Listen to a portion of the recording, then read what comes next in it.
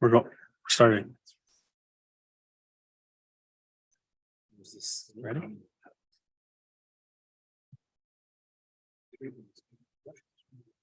Okay. Mr. Clerk, we're reporting out a closed session. We have two items. First item, 4.1, appointments to the Aurora Economic Development Corporation Board of Directors.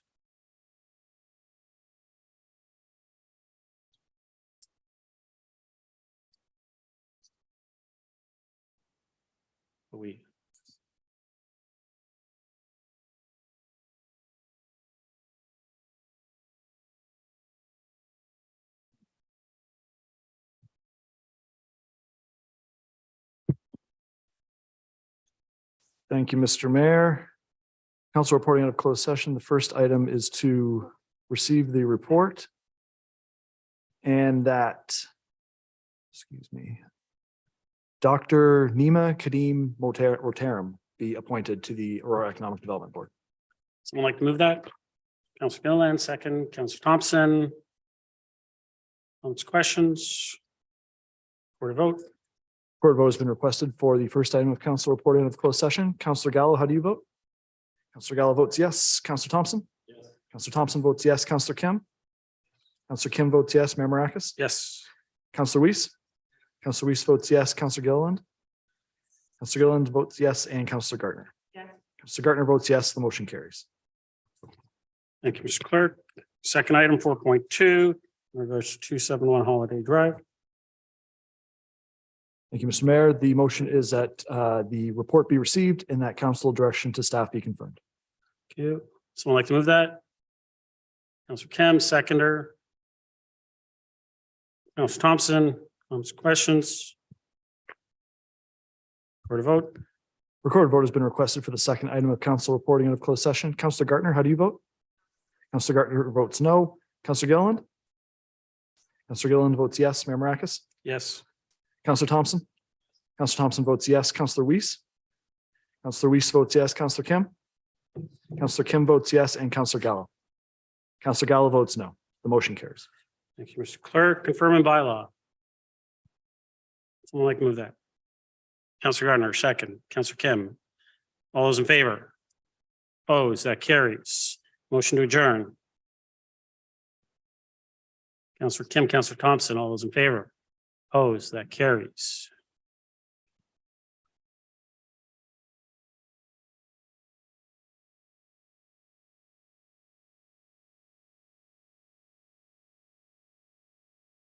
Mr. Clerk, time is 7:03. I'm going to call this council meeting to order.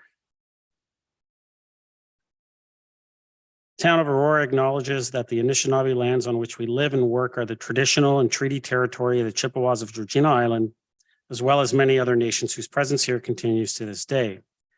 As the closest First Nation community to Aurora, we recognize the special relationship the Chippewas have with the lands and waters of this territory. They are the water protectors and environmental stewards of these lands, and as a municipality, we join them in these responsibilities. We further acknowledge that Aurora is part of the treaty lands of the Mississaugas and Chippewas recognized through Treaty Number 13, as well as the treaties of 1923.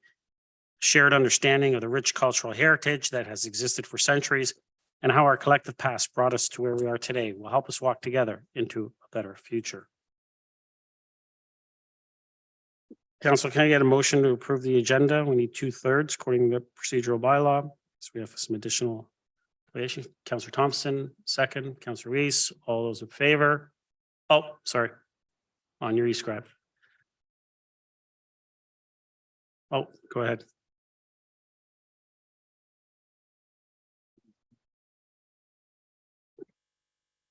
Thank you, Mr. Mayor. I'm just on 9 point. Just 1 second. 9.1. It's that item has come. It's the Aurora Business Improvement Area Annual Report 2022 has come straight to a council agenda. I'm just wondering why it wasn't on a GC prior to a council agenda.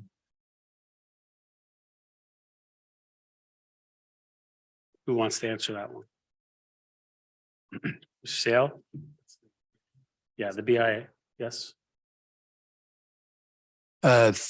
Through you, Mr. Mayor. So that is the BIA's report. So they typically report directly to council, and they have to do it prior to the tax bills going out, because if there is a levy to be assessed by the BIA, it has to be approved by council. Councillor, So they would never go through a general committee and then council? I think there might be something in regards to timing on this one, but Mr. Seo. Through Mr. Mayor, I'm not sure if I won't say they've never gone through GC, but I don't think they have to, in the sense that it's a direct board that reports direct to council. So it's really normally we would do this during budget is when we would do it, but they weren't prepared to do it. Councillor, If it's a timing issue, then that makes sense. Otherwise, it prohibits our 10 minutes in a GC as opposed to 5 and a full discussion. I think in the future it should be on a GC prior to council, but if it's timing issue, then that's the rationale. Seo. Through Mr. Mayor, at this point, it is time sensitive because of the fact we have to put any of their BIA levy on the tax bill. But in the reason I'm not sure is because normally, like I said, it's done during budget, which there'll be lots of time for you to do it during the budget process. So we'll take that back and make sure that if we get in this situation again, that we bring it to a GC. Thank you. Councillor. Any other comments, questions? I'll call the vote.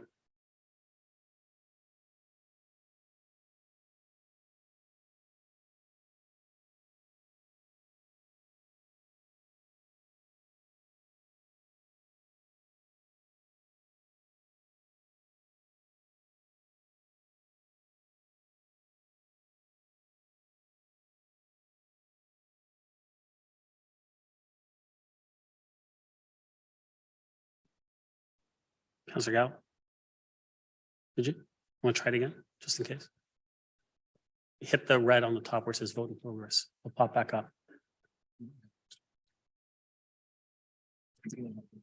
Yeah, see, something wrong with the system because I already submitted it once.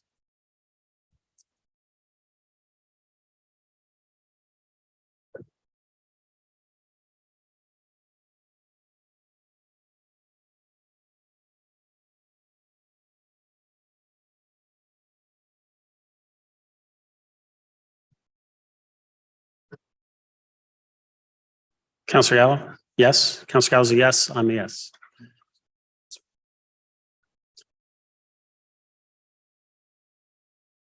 That carries. Any declarations of pecuniary interest? Seeing none. Community presentation, we have 5.1, Allan Ebedes, President and Chief Executive Officer, Excellence Canada, regarding Excellence Canada Gold Award presentation to the Town of Aurora Council. Welcome. Floor is yours. Hope this is the Stanley Cup next time. Oh, wow. It's been here twice. Thank you, Mr. Mayor, members of council. Thank you for having me. I'm here to represent our patron, Governor General Mary Simon, who unfortunately couldn't be here in person, so you have to put up with me, unfortunately, but she's the patron of Excellence Canada. And I'm here to extend congratulations to the town of Aurora on achieving the gold in organizational excellence, which is really a big achievement.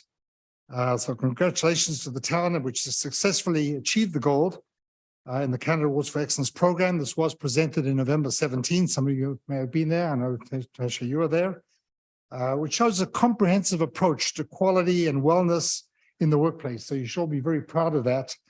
And just like to share with you some key outcomes that we look for at the gold level. There are different levels and that you've achieved, and there's the next one to come as platinum. But what we look for is a strategic and operational plans that they're in place. We want to make sure the employees are involved in the planning and improvement process, that the baseline key indicators and measures and related goals. The organization has transitioned from being reactive to being more proactive, that there's a culture in the organization that demonstrates support for an engaging workplace, and that's continual improvement, which is the key. It's a continuous improvement journey. So these are just some of the high-level areas that we look at before an organization gets recognized.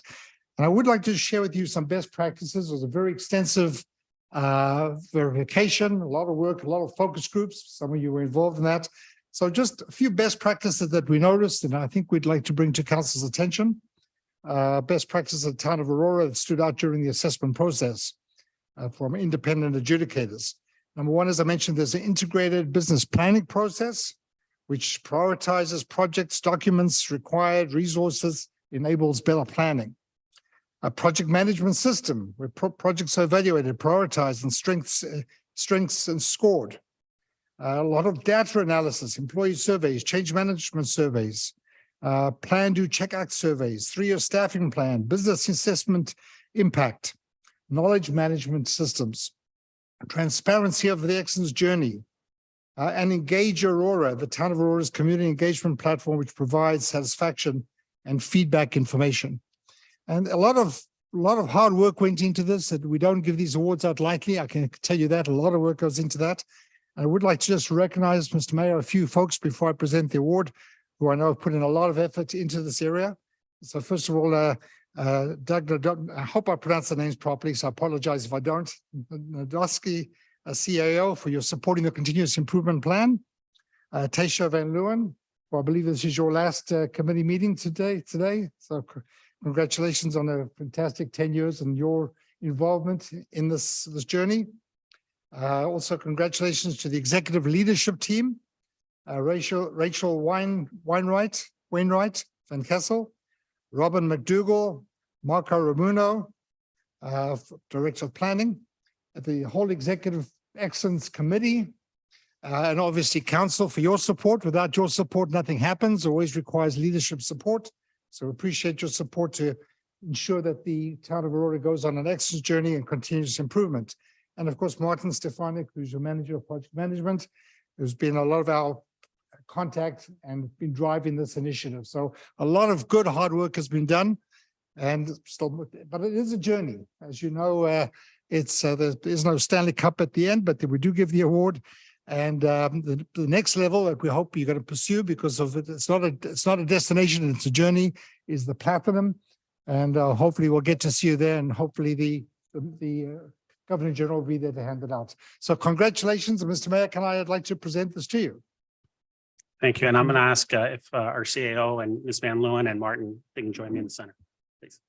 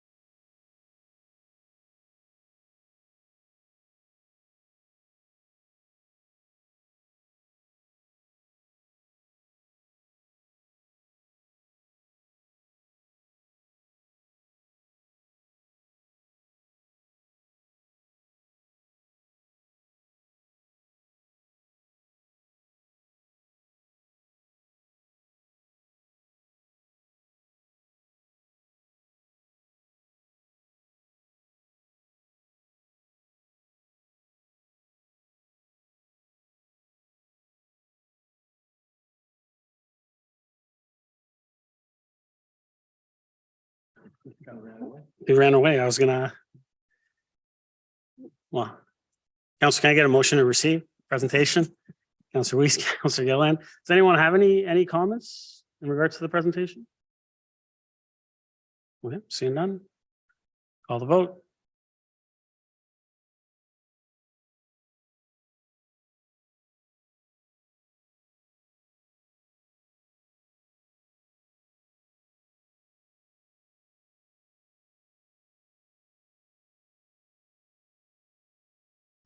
That carries. Delegations, first up, 6.1, Bonnie Fleischaker regarding motion 10.1. Online.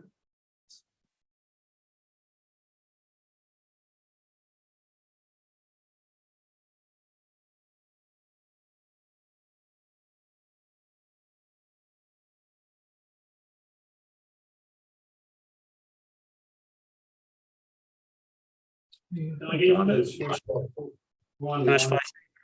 hear me? Yes. And can you hear me? Yeah, we can see and we can hear you. You have 5 minutes and the floor is yours. Thank you. Good evening, ladies and gentlemen. You already have my written submission on my opposition to the motion presented by the mayor on the feasibility of building a new town hall. And I object to that motion in its entirety. I would like to take the opportunity, though, to thank you, Mr. Mayor, Councillors Weiss, Gilliland, Gertner, Gallo, and Thompson for responding to my email or phone call regarding the matter. Mr. Kim did not respond. The motion appears to want to start the wheels rolling toward the sale of the property on John West Way and building a new town hall at Young and Mosley Street. I would guess that less than half of Aurora residents even know that such a thing is being considered by council. It's impossible to monitor the many committee meetings and back channel conversations that occur prior to getting a motion like this to council. Young Street is and always has been a major north-south highway meant to move traffic. It is not conducive to foot traffic because there is insufficient parking and residents live very close by. Most of us avoid Young Street whenever possible. And there is more than one retail area in our town. Bricks and mortar retail has declined in recent years, the same as remote employment has increased. But we don't know how long that's going to last. In the meantime, there are all kinds of empty buildings, both such as the Aurora Post Office, which has been empty for years, and the Rona store. But there's all kinds of empty office spaces, empty retail spaces. I just don't understand the need for this at all. The motion is premature for many reasons, and not the least of which is the ongoing construction of the town square, the new United Church, the new Amica retirement building, all within the same area. And parking at the library has been a real challenge anyway for years, especially for those of us that require accessible parking. I'm sure the residents that live nearby the area of Mosley Street and Young Street are frustrated by the construction chaos as well. We are just barely recovering from the global pandemic and its impact on the workforce. Perhaps it's time to bring employees back to their offices. But in the meantime, consider being creative and offering repurposing the vacant rooms available in the existing town hall. Regardless, it is far too early to consider selling the existing town hall property. The purchase of the property at Young and Mosley Street, in my opinion, was a gigantic mistake. It should be sold, and if I am to understand the mayor correctly, the town stands to recognize a $12 million profit by selling that property, while we would look forward to a property tax refund anytime you got that $12 million. That's a dream of everybody's, of course. And then my closing remarks will, I think by the time the next municipal election occurs, we will be able to see how things have played out.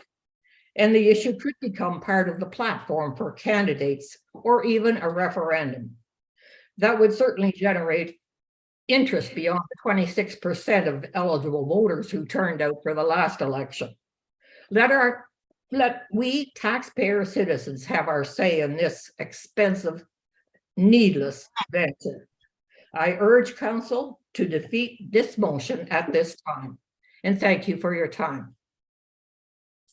Thank you, Bonnie. Council, can I get a motion to receive and refer to 10.1? Councillor Gilliland, Councillor Gardner, any questions for the delegate? Call the vote.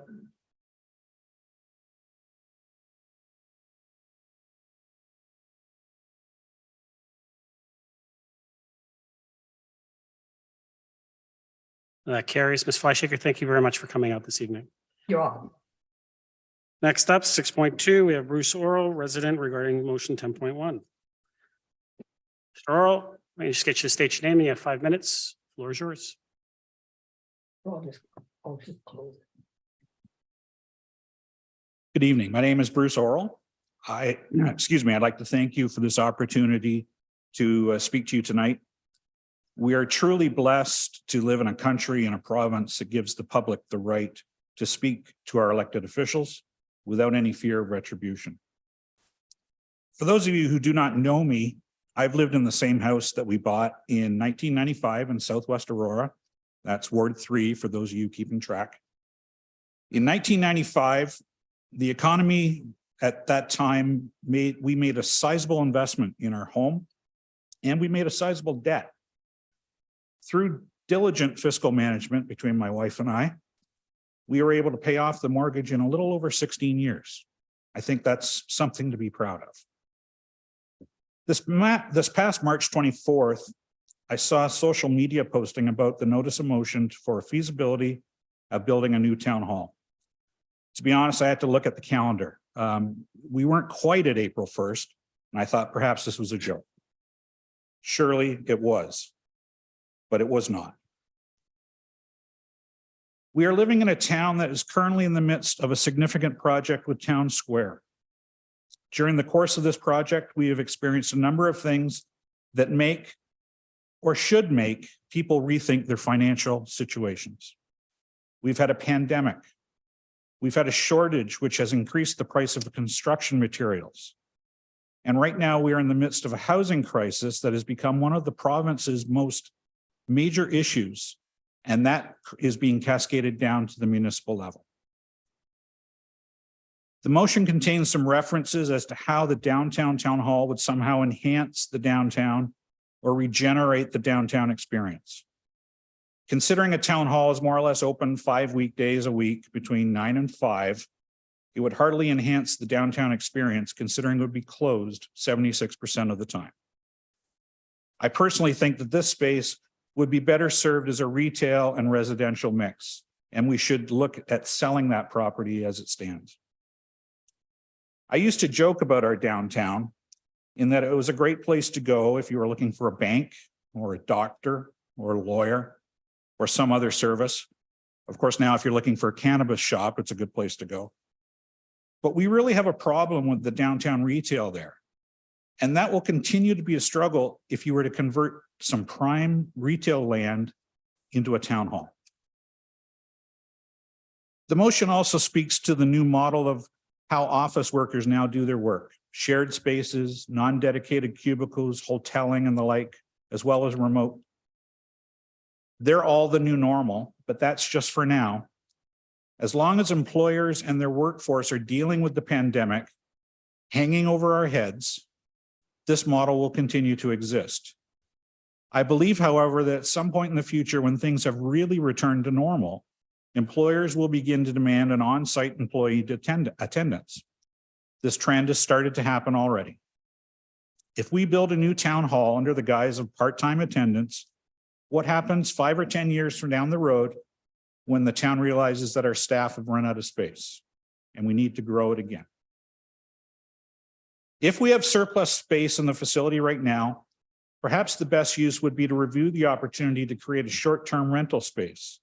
Employers and employees that need to have temporary place of work without the expense of their own facility could use it. I see on social media, people are looking for such opportunities all the time. As mentioned earlier, we paid off our mortgage in just over 16 years. Because of the housing prices going up over that time, we've created quite a nest egg. It's always fun to think about selling and taking the proceeds to build a new house. The reality, however, is unless you move to a less expensive area, you're about to make only a lateral move and you'll incur more debt. Just look at your house and see what you can do to redo the you can redo a bathroom or a kitchen. Maybe a new coat of paint is all you need here. This town hall is more or less 30 years old. It was here when I moved to Aurora. It still looks pretty good. Back in the day, it was out in the boonies. Now it's almost in the geographic center of town. I know King has a nice looking town hall, but then again, their old one was a strip plaza. Toronto City Hall, the new one, was built in the 60s, still does a job. In fact, the old one right beside it still does a pretty good job. I grew up in a city near London called St. Thomas. Its City Hall was completed in 1899. It's still use every day. So I'll ask you to wrap up. That's 5 Okay, minutes. thank you.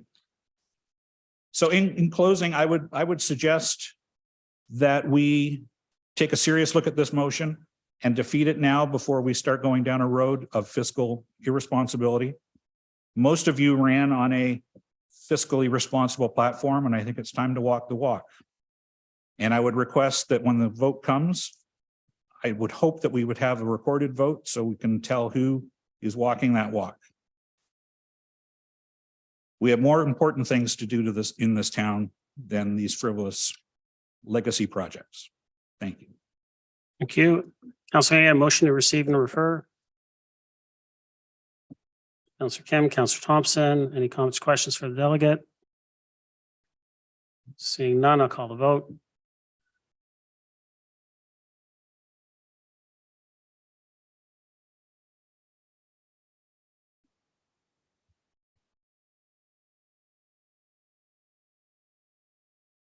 That carries. Mr. Orrell, thank you very much for Thank coming out you. this evening.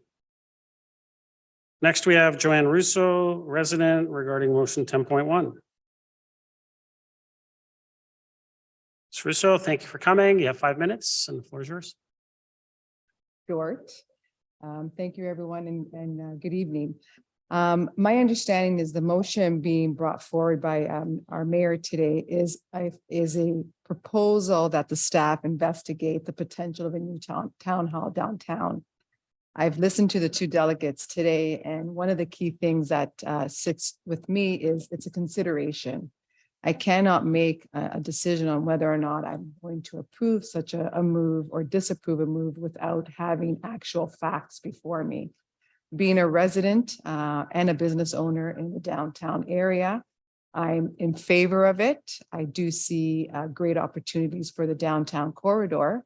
I'd like to see, I can only vision the very fact that a new town hall downtown would bring more people in the downtown corridor. But I cannot firmly make that decision until I have some factual information.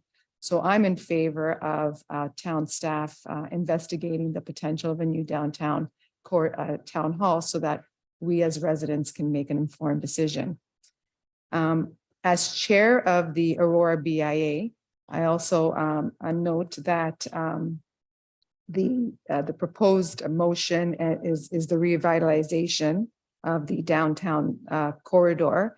I'm going to propose that I feel it's also important that if such a plan or consideration is brought forward, that someone from the BIA be involved or sit on some form of committee so that we can report back to its members. Thank you. Thank you. Councillor, I get a motion to receive and refer. Councillor Weiss, Councillor Gardner, any comments or questions for the delegate? Seeing none, call the vote.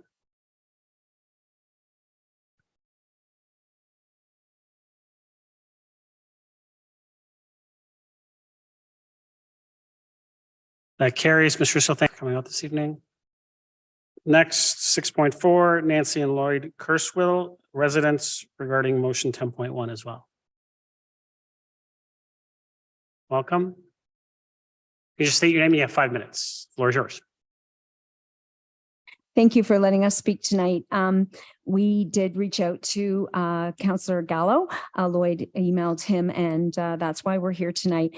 As residents of the Bayview Wellington subdivision here facing onto the Arboretum on Woodruff Crescent, we are sort of looking at this from two sides, and I don't want to repeat what the other folks have already said, but one of the things that we had thought about from a Yonge Street perspective was things like parking and traffic and all of those things that are, you know, quite clearly an issue in the town of Aurora at the intersection of Yonge and Wellington in these days. And like one of the other folks said, I very rarely go over to Yonge Street living in this neighborhood and have the expansion east from the town of Aurora. I have to admit most of my life is in the east end of Aurora. We do have a couple of businesses that we frequent on Yonge Street, and it's always kind of an issue for parking and things like that. So I just wanted to kind of quickly reiterate that. One of the other things that has been talked about that was on our mind as well was potentially repurposing some of this building. If indeed it is fact that most people are working from home now, or not most, but many, where this building seems oversized at this time, perhaps it could be utilized in some way, whether it be a daycare center or, whatever is kind of needed in the community. But the thing that we were the most concerned about is if the feasibility study, and I know that obviously we're talking ahead of that study at this point, and as the last lady said, we don't know what that looks like. But if the feasibility study was to go ahead and it was deemed appropriate to move the town hall, as members of this immediate community, we're concerned about what would happen on this property. This community is already fairly dense now with the semis and the townhomes. We do live in a semi, but there's a lot of semis and townhomes in this community, as well as the apartment buildings that are already here. And we're concerned about what that impact would look like in terms of our traffic, the impact on the beautiful arboretum that we, chose to buy our home on, how it might impact the senior center. So while I agree with all of the concerns around the actual location on Yonge Street and how that would impact the town, we're kind of looking at this from a what happens here and how that would impact this neighborhood.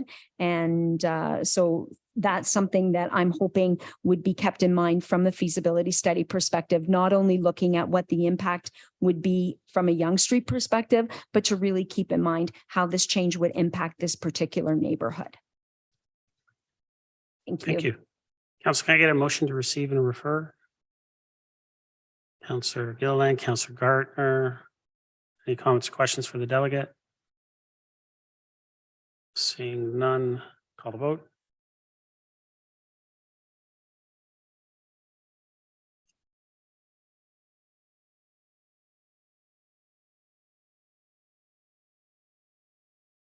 That carries. Thank you very much for coming out this evening. Next delegation, Marco Di Girolamo, resident, regarding 10.1. Mr. Di Girolamo. Wow, I don't know why I messed that up. You can state your name. You have 5 minutes. Good evening. My name is Marco Di Girolamo. Thank you for having me here, Council. Just stand before you in support of this motion. So I did a little bit campaigning in the fall, trying to get elected. A lot of people had a lot of concerns about our downtown. A lot of references to the new market downtown, a lot of references to our downtown being hollowed out. I believe that if we move our city hall downtown, it's an opportunity to add much added value, added parking spaces, and to bring in people that will be using the downtown core during the day, as well as the people that use the town hall and access those services. If you want people to invest in our town, we have to be willing to invest in our town ourselves. That being said, if feasible and the numbers make sense, it's a good idea to move the town hall to the downtown and repurpose this property. Could be, added housing stock, could have something to do with the senior center, a rebuilt senior center, updated, lots of options available.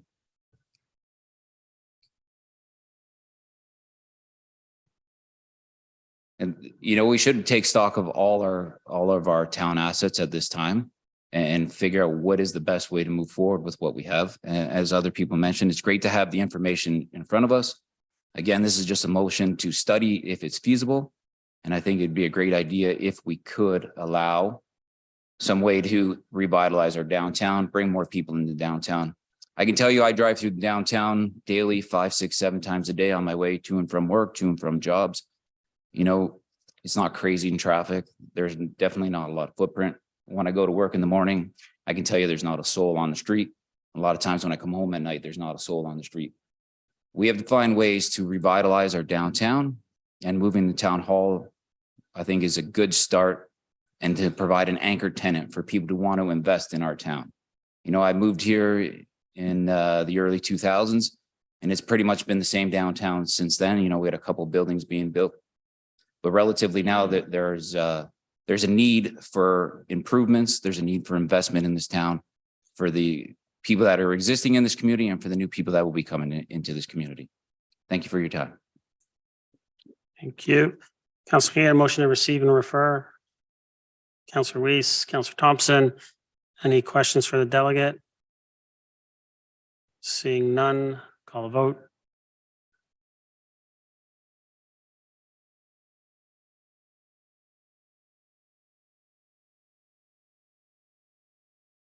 That carries. Mr. Di Girolamo, thank you very much for coming out this evening. Council, I move the consent agenda. Can I get a motion to approve 7.1 to 7.9 inclusive? Councillor Kim, Councillor Weiss, any comments or questions? Call the vote.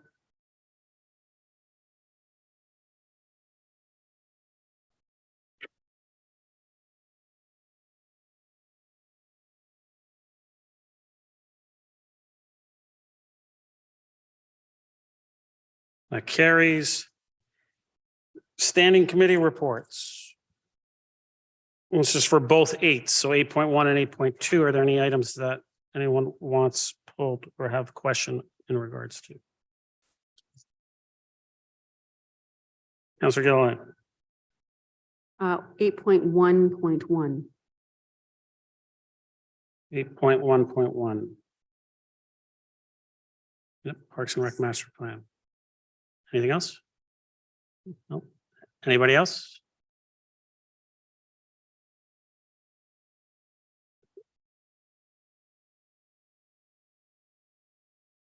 Councillor Gallo? Could I just get clarity on 8.2.1? The recommendation out of GC still stands. Still stands. Yep. I'd like to pull that, please. Yep. Anything else? Anybody else?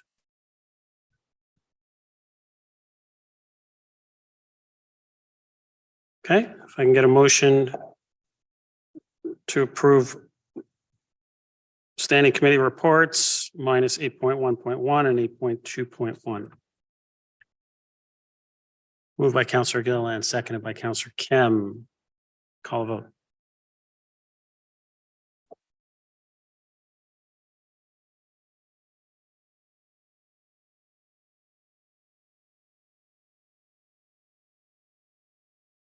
That carries. Okay, start with 8.1.1. Councillor Gilliland, you pulled this one. Did you want to move the recommendation? Thank you. Seconder? Councillor Kemp, thank you. Councillor Gilliland, floor is yours.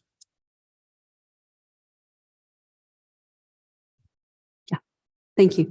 Thank you very much. I wanted to pull this because I know there was quite a few councillors who wanted to have an additional meeting with the consultant and as well as Parks and Recreation Department, just to add some more clarity to some of the things that were in that report. I did learn a few things which were great, such as the allocation policy. So I did kind of want to shine a light on the fact that we have been looking at the allocation policy and also doing a field/park assessment through you, Mr. Mayor, and Ms. McDougall. When shall we be expecting a report back to kind of give us that needs assessment, or it's, I don't know if it's needs assessment, what you would call it, but it's more or less like a park reconstruction. So I know there's a few that are kind of in top of mind that you're looking at now, to where you may see that there's some soccer fields and baseball diamonds are maybe not their highest best use in that location, but might swap out and kind of trade with one another and kind of a mahjong it together so it makes more sense. Ms. McDougall? Thank you through you, Mr. Mayor. The sports field study update, I think is what you might be referring to. We're doing the analysis of that now, and just to prepare a report back. We do want to take advantage and utilize some of the summer information. So the report back at this point is scheduled for the fall to provide some guidance in new direction. Speaking to the exact items you mentioned about repurposing versus possibly new assets that relate to the needs assessment as a result of the master plan that is before you. Councillor? Thank you. And by receiving this report in the fall, will that leave us some additional consideration for that next budget? So at least we can push some of these initiatives forward.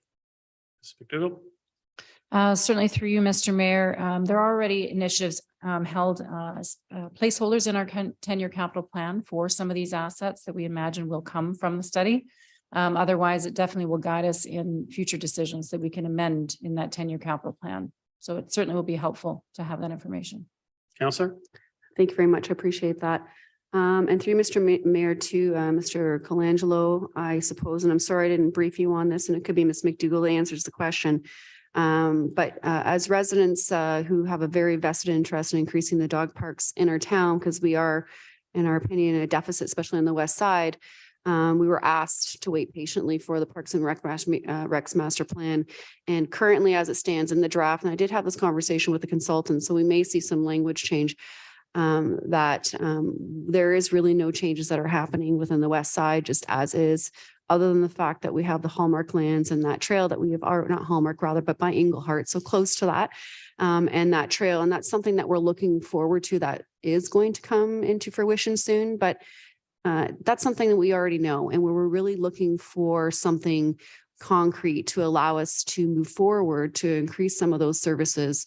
And perhaps maybe it's not necessarily looking specifically at one type of plan, meaning parking with a fence and a drivable area in town that's significant. It could be more mini sub parks that are considered like neighborhood parks for people to have their dogs running off leash. And we don't really have kind of that outlook to service the west side because we don't have that parking space. So what are those solutions? And I wanted to know if those conversations were had to at least address some of that.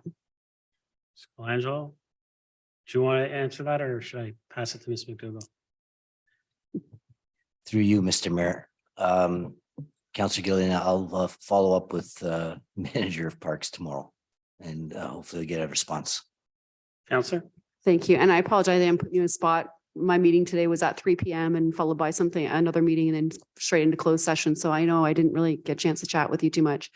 But I guess through you, Mr. Mayor, to Ms. McDougall, you can maybe chime in a little bit about maybe some of the language in there and how we can at least put an emphasis of servicing that west side. Ms. McDougall?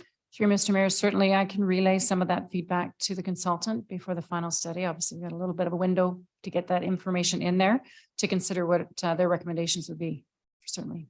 Councillor?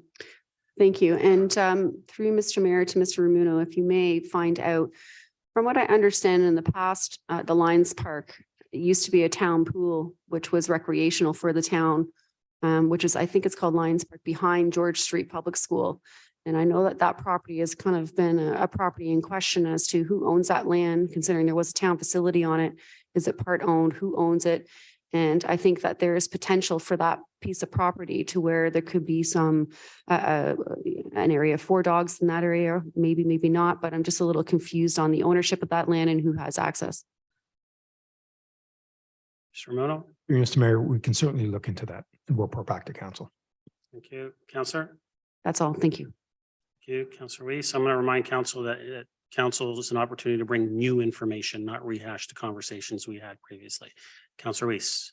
I just wanted to, through you, Mr. Mayor, to reconfirm the dates for public consultation and the open house, because there was a communique that went out that was inaccurate. So I just wanted that to be on public record. So through you to Ms. McDougall, can we verify that on the public record, the open house and the final day for public consultation and response? Ms. McDougall? Thank you. Through Mr. Mayor, the public open house is Monday, May 1st. Sorry, let me just grab my calendar. I have it as Monday, May 1st at the Aurora Family Leisure Complex, 7 p.m. And then the final comments need to be in by May 3rd to an email of John Furman. So that is J Furman, JFIRMAN at aurora.ca. Councillor? Thanks. That's the only clarification I need. Thank you. Councillor Gardner? I think at the public meeting, it would be wise to say that the rec master plan is, well, it's a wish list in some ways because we just don't have the land to provide all of the things that were included in the report. to make that very clear. Thank you. Thank you. Any other comments or questions? Call a vote.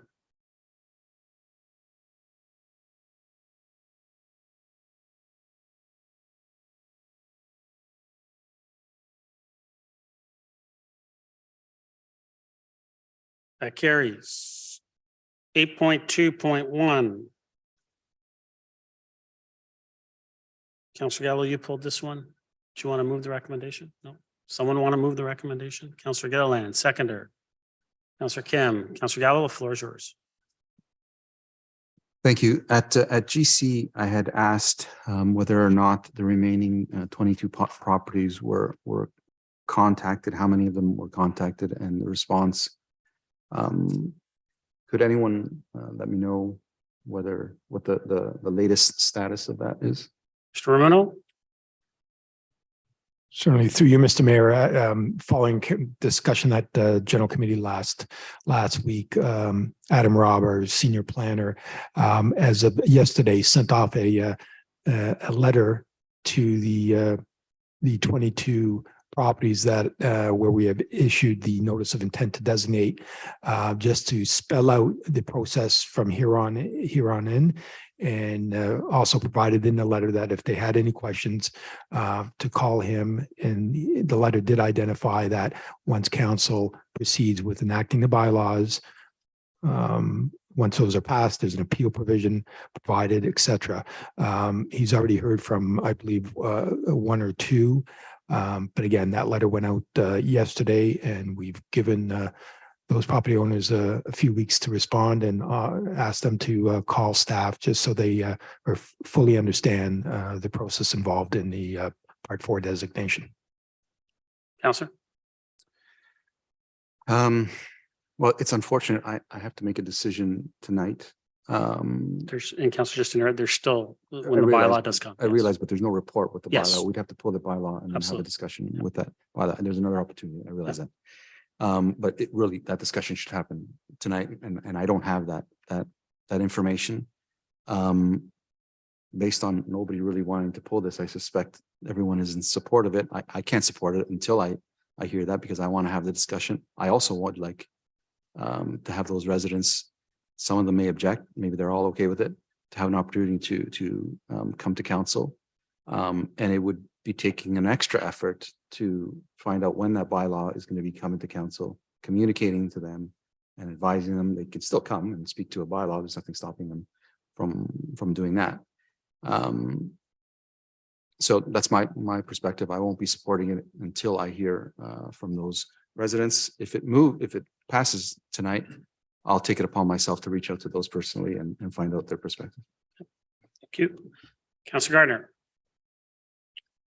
Thank you, Mr. Mayor. I think I was pretty clear when we discussed this last time that I believe some of these properties should be designated. I think I was the lone vote for that on council. So I won't be voting for this. Thank you. You, any other comments or questions? Call the vote.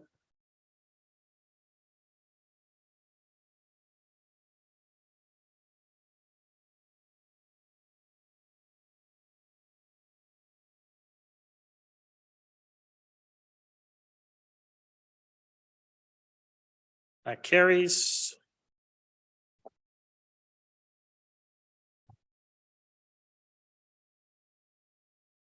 (9.1). Aurora Business Improvement Area Annual Report. Presentation to be provided by Joanne Russo, Chair of the Aurora Business Improvement Area. Mr. Russo, welcome back.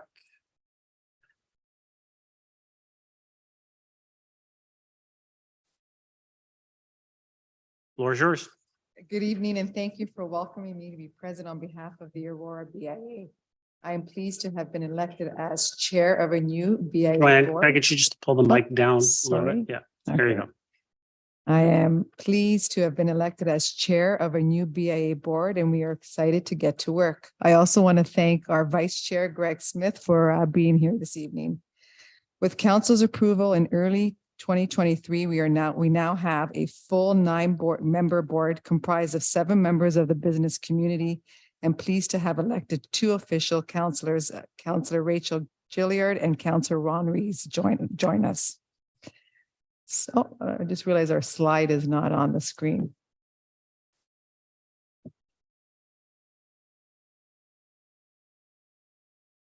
Slide number 2, please, the agenda. There we go. There you go, perfect. Tonight, I will be brief and quickly go through a few items, including answering questions related to the audit financials submitted in your package, along with a few highlights from 2022, an overview of the proposed 2023 budget, and a few items that we would like to focus on for 2023. Slide number 3, please. 2022 audited financials. BDO Canada provided the audited services for the BIA. The BIA has an audited surplus in 2022 of $46,575, including a grant from the town of $25,000. The remaining audited surplus, less the grant, is $21,575. As a result of the carryover from the 2022 audit financial statements, and as such, we will reduce the necessary 2023 levy in the same amount. I can explain more once we get to the proposed budget. Slide number 4, please. Accomplishments. As a board, we are responsible for working with members to drive visitor traffic and awareness to the downtown. As a historic gathering space, we worked to bring people to the area through live music. We had entertainment every Thursday evening from May through September. We hosted seasonal fun by participating in the town Saturday night street party with Elvis. We hosted pumpkin decorating with local businesses, launched a new website, all that. And we also were able to elect a new board following the municipal election. Slide 5, please. The 2023 budget. Moving into 2023 as a new board, we are quite excited to present our proposed budget to help us get things started for the new year. Slide 6, the budget breakdown. As mentioned, we have a carryover of $21,575 and would like council to allow us to retain the $25,000 grant for member engagement. With those funds and a smaller level of $18,825, a budget breakdown consists of administration, marketing events, and an extensive concentration on member engagement and support. Slide 7. Plan ideas. For 2023, the board would like to concentrate in 2 main areas, member engagement and strategic planning. Slide 8, please. Member engagement. While we have anticipated a stronger member engagement in 2022, our new board is determined to improve our approach, increase interactions, and leverage best practices of other BIAs. For 2023, member engagement includes connecting with members, increased communication, using the BIA website, and explore Aurora website to support businesses and host member engagement events. Slide 9, our strategic plan. The other areas of focuses is developing a new strategic plan that will help keep us focused year over year without COVID. It will help keep our priorities front and center with clear outcomes. It will also help us as a board to provide opportunities for members to engage, volunteer, and support the area.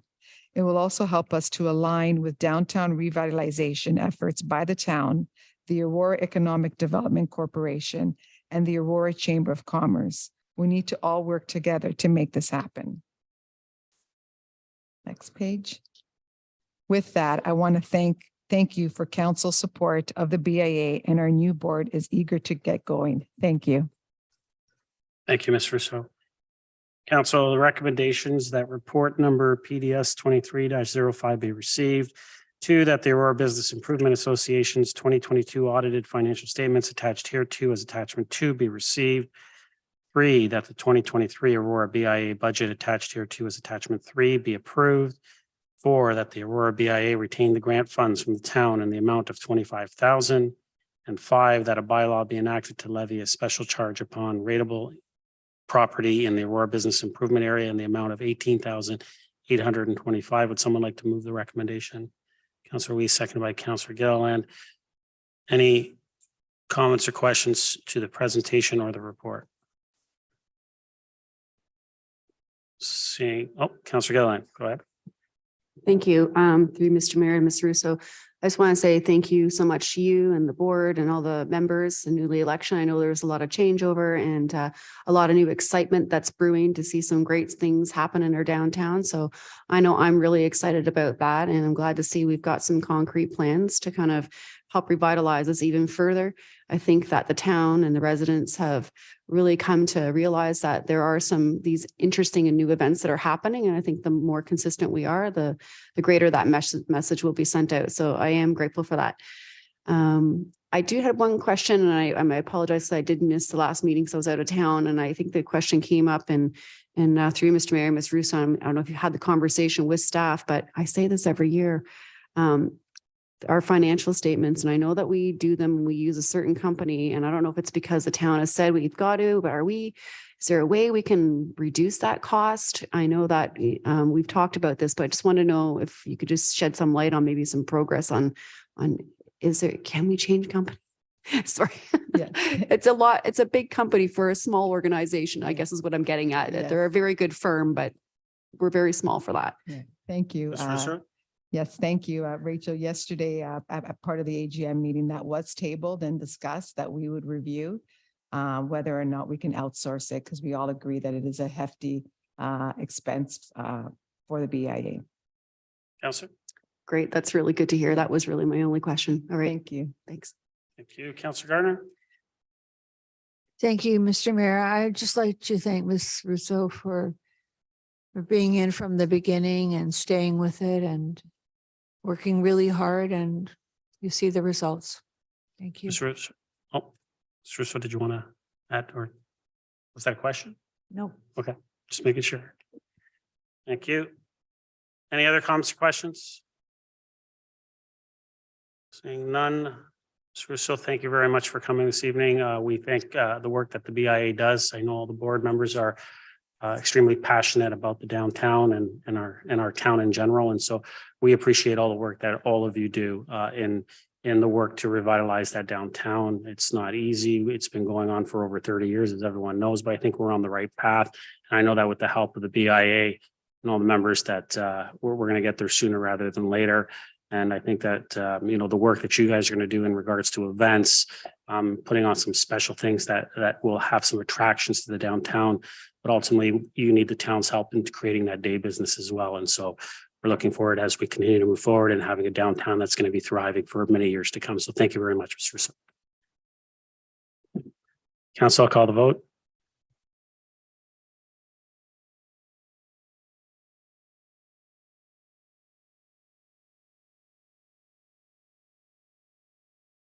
That carries. 9.2.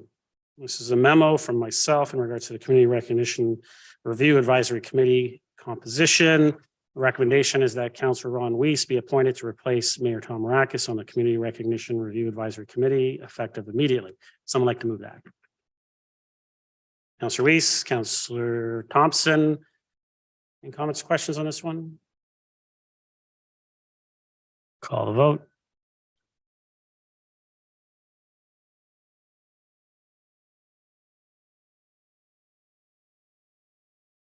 That carries. Next motions. First one's 10.1. It's feasibility of building a new town hall. Someone like to move that? Councillor Thompson, seconder. Councillor Weiss. You.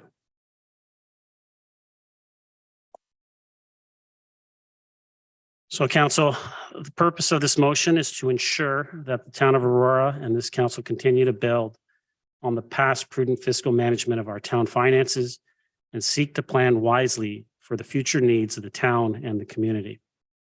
That's why I'm proposing that council direct staff to provide an analysis of potential future options of the best use of two of our largest financial assets, the town hall and our property on Yonge Street. Our most recent auditor statement indicates that the town of Aurora is in a solid financial position. And this is largely due to both current and past council's prudent management of town finances, responsible asset management, and forward planning community building initiatives such as the Armory and Town Square.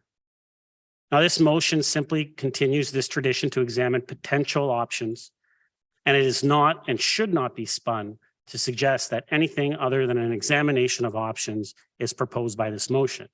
To suggest otherwise is misinformed and disingenuous. Much has changed in our community and across the country as we see the impacts of COVID. We have seen a dramatic shift in work arrangements. Recent research suggests that fully 70% of jobs will remain remote for the foreseeable future. This shift has resulted in reduced transit routes due to a lack of ridership, empty offices, spiraling commercial vacancies, and business closures due to ongoing reduced foot traffic for retail stores in downtown cores. The post-pandemic shift to hybrid work arrangement for many people has had a significant impact on many aspects of our lives, and this isn't expected to change. Now, close to home, both Town of Aurora and regional administrative offices reflect that shift in working environment. On any given day, a third to only half of the office space in the town hall is occupied. The operational costs of continuing to maintain the current building footprint are substantial. Given this post-pandemic reality, it is our responsibility to consider the best use of all our assets to ensure fiscally responsible planning for current and future use. So we do have two significant assets, the underused town hall property and the downtown property. What is the cost benefit analysis, financial, social, economic development, and community building of selling one existing property to build on another? The question is, does it make long-term economic sense to leverage the sale of one property and construct on another? Currently, service land is extremely valuable and in limited supply. Potentially selling the large property on John Westway and building a much smaller, use-appropriate building in our downtown core could generate significant benefits, substantial municipal revenue, the ability to stimulate the development of much-needed housing on the existing town hall site, reducing future municipal operational costs with a town hall with a smaller footprint.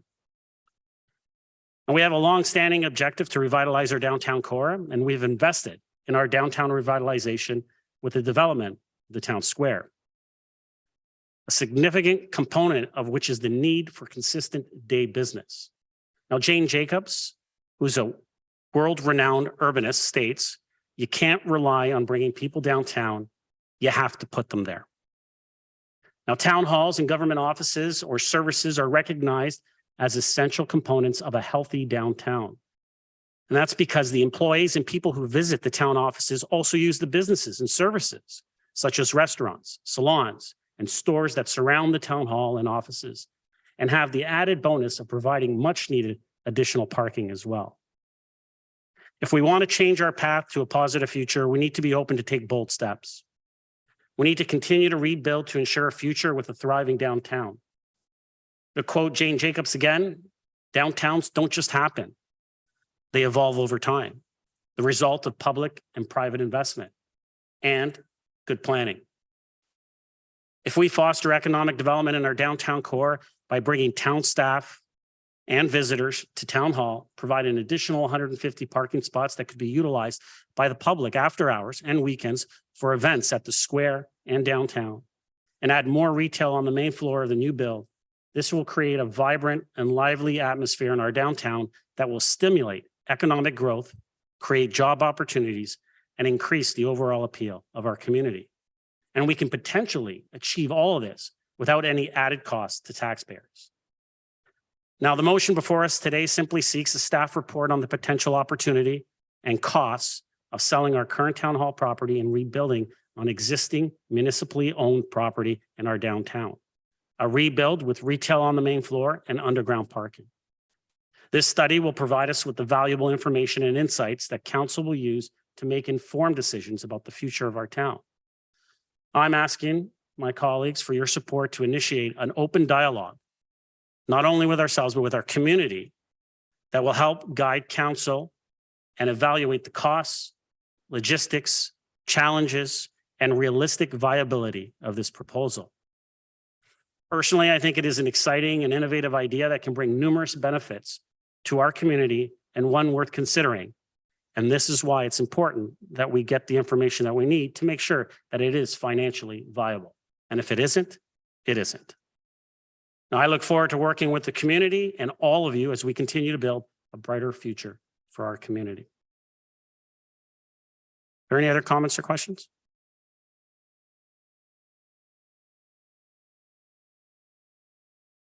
Councillor Weiss?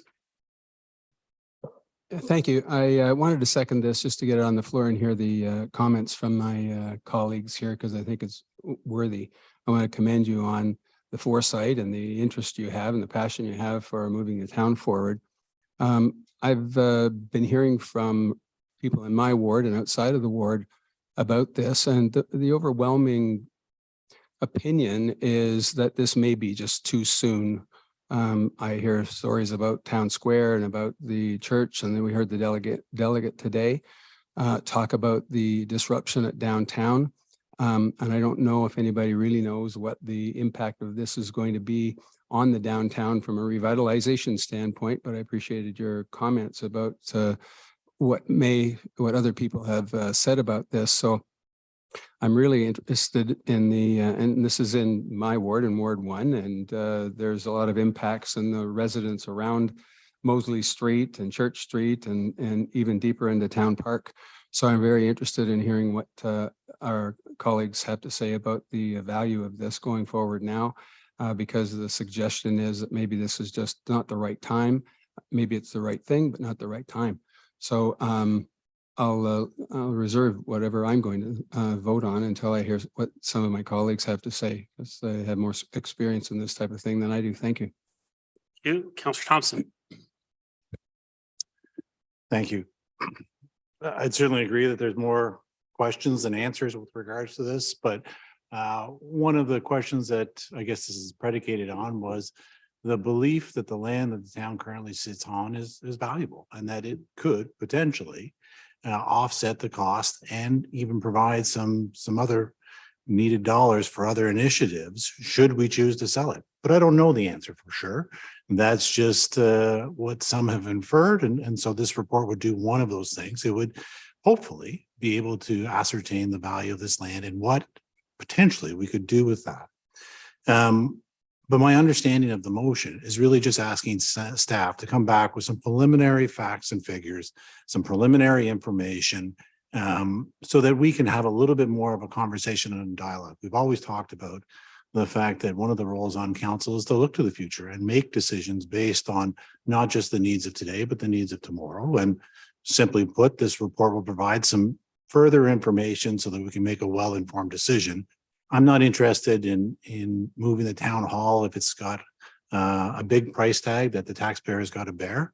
But if there's a potential for it to be offset with this, then I'm willing to have the conversation. But I agree, it's got to make sense. The benefits have got to be there. The impact we have to understand, not just to the residents in this community here, but also to the downtown core as well. And hopefully some of that will be able to be identified through the staff report. And through you, Mr. Mayor, to Mr. Nadarozny, based on your understanding of the motion, is this something that you can do in-house without incurring much expense other than just existing staff resources to provide council with some more facts and figures around the feasibility of doing something like this? Through you, Mr. Mayor. Yes, we'll do whatever council mandates. We could certainly, without any extra resources, the first effort would be a staff effort, and we would look at prevailing market values, do some calculations based on what we know of the market, and as well as previous or past planning files that have come through the town. So we could do a pretty good bird's eye view of both sites, and probably look at the space requirements from a town hall perspective as well. Of course, a more detailed analysis with actual valuations and all the rest would be, I think, a second stage, and that would we would have to engage some experts at that time. Councillor. Thank you. You know, it kind of reminds me of all of the stories that I've heard over the years with regards to Library Square and Town Square. I mean, the conversation started many, many years ago, had multiple discussions through multiple levels of council, and the path changed along the way multiple times, but finally settled into the current iteration. And I don't know where this conversation goes, but it's just a conversation. It's a preliminary report to perhaps stir the conversation and look at what, if anything, we want to do.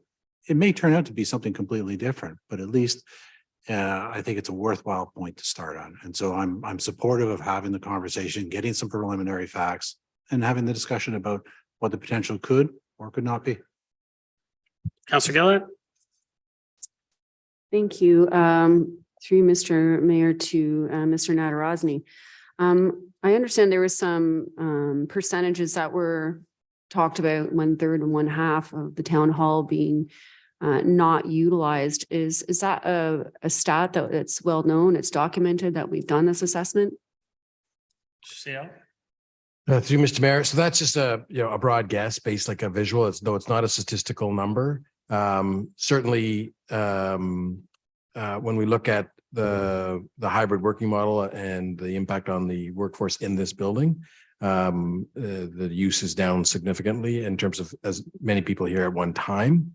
But no, it's not a audited or a surveyed number, just a guess from our staff perspective. Councillor. Thank you. I appreciate that. Just taking in consideration some of the things I've heard through the motion and Councillor Weiss, and obviously in my word as well. Timing has been one of those sticking points. Is this something we need to be doing right now? We do have a lot of great projects on the go, and I heard some comments out there like it'll be, build it, they will come. People are vibrant and invest in your downtown. And, I just want to be the devil's advocate and say we have invested in our downtown. We've had the BIA here and, we're making investments and we're supporting them. Obviously, the Economic Development Board as well.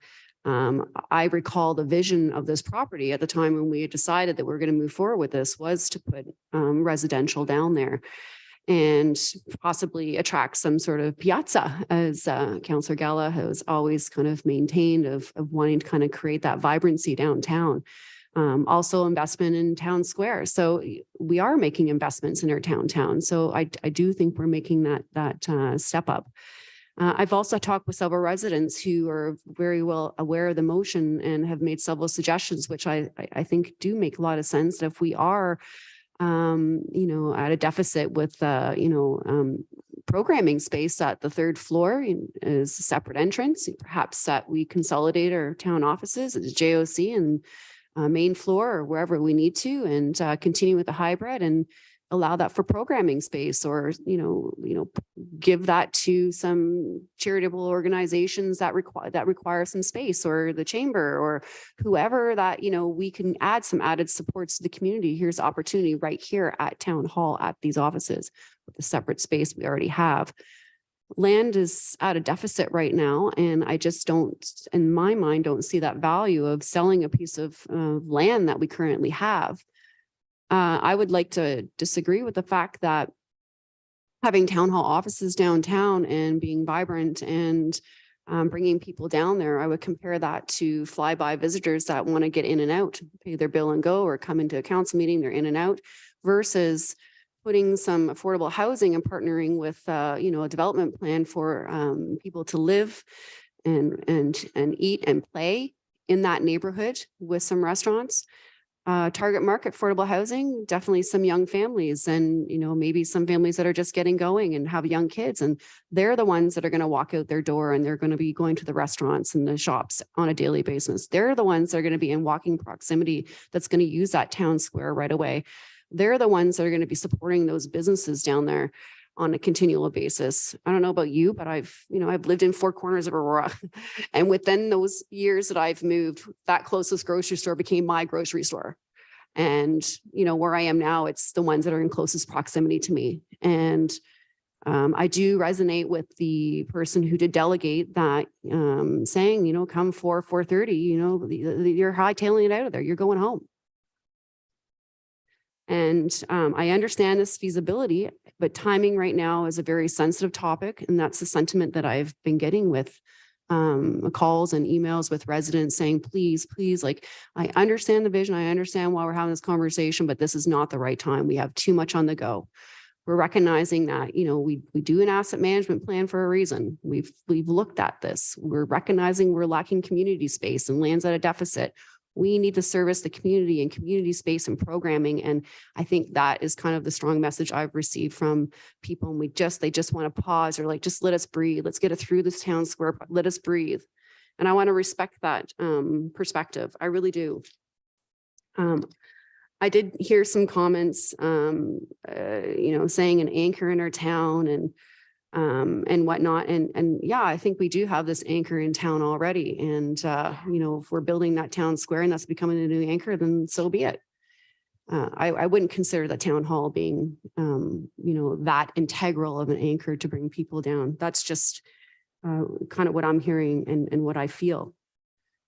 I'm interested in knowing about the generate substantial benefits.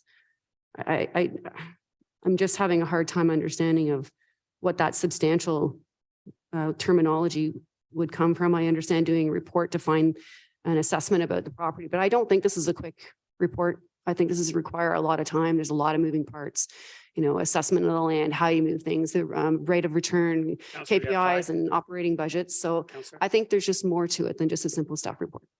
thank you. Councillor Kim. Thank you, Mr. Mayor. I think all the discussions that we've had, even your opening comments, Mr. Mayor, are discussions that are premature and can be had once we have some kind of facts, because right now this is all hypothetical. I mean, all the concerns that residents have conveyed, they're all valid. They're concerns both on what happens on Yonge and Wellington, as well as what happens here on the current town hall site. From a 30,000-foot view, we can list several, positive potentials, and we could list several potential negatives, but these are just that, it's potential. It's challenging making any decisions without the facts. I have to admit, when I read the motion, my eyes went wide and I scratched my head. Because the initial questions that came to mind was, do we need a new town hall? Will we come out ahead financially? What about traffic in the downtown? Can we build sufficient underground parking? Is there a sufficient footprint in the downtown property to host current staff and future growth? But I also considered other questions, like, would downtown traffic pick up substantially that would support our downtown businesses even more? Would this change the momentum of Aurora growth from the east side back to the center and bringing much needed services to residents to the west and the center? If we come out ahead financially in the exchange, what much needed services can we offer our residents? Now, I wouldn't know the answer to these questions without a feasibility study. And indeed, we don't make any decisions here on council without a feasibility study, such as a park and rec master plan, a sport master plan. All these plans that we ask staff to conduct, excuse me, is a feasibility study, and this is no different. If I'm not mistaken, the majority of the motions that have come to council to date have been conduct a feasibility study. I mean, some of the motions that's come year to date, my natural instinct is to disagree, but it's a feasibility study to bring back information, and maybe it might change my mind. I have to admit, I'm not convinced that this town hall in the center is a good fit, but I think it would behoove everyone in town and myself to find out the facts before making a quick judgment call. I mean, how's this, people may think stereotyping belongs in certain quarters, but stereotyping a perspective, an idea, we lose out as a population, as a town, by stereotyping before we even have answers to what's coming out. So for me, I need to be convinced significantly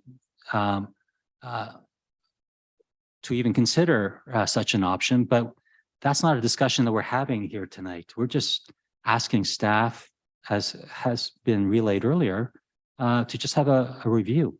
And if it goes to the point where we need a deeper dive, where it's going to cost more money, then maybe we can say, well, it's not worth considering if there's a big price to pay for a feasibility study. But we're just asking staff to do a high level dive to see whether it's worth pursuing.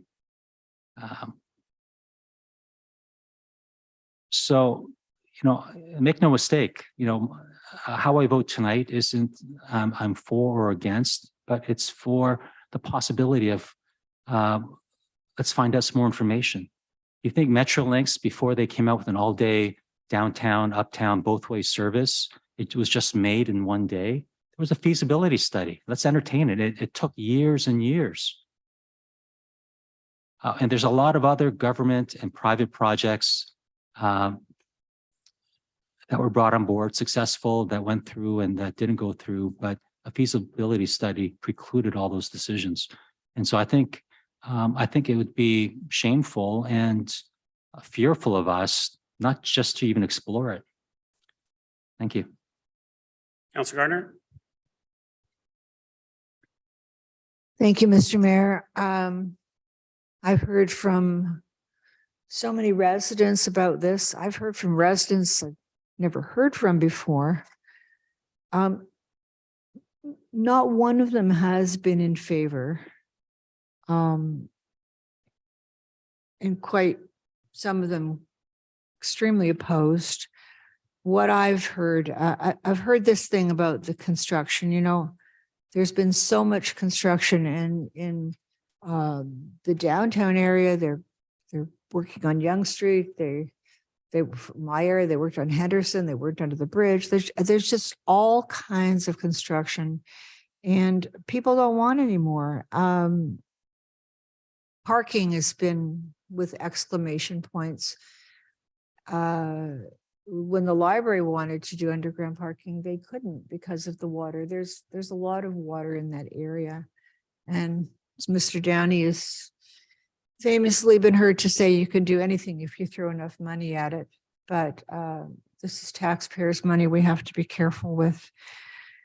A lot of people have said that it's going to be dark most evenings and weekends.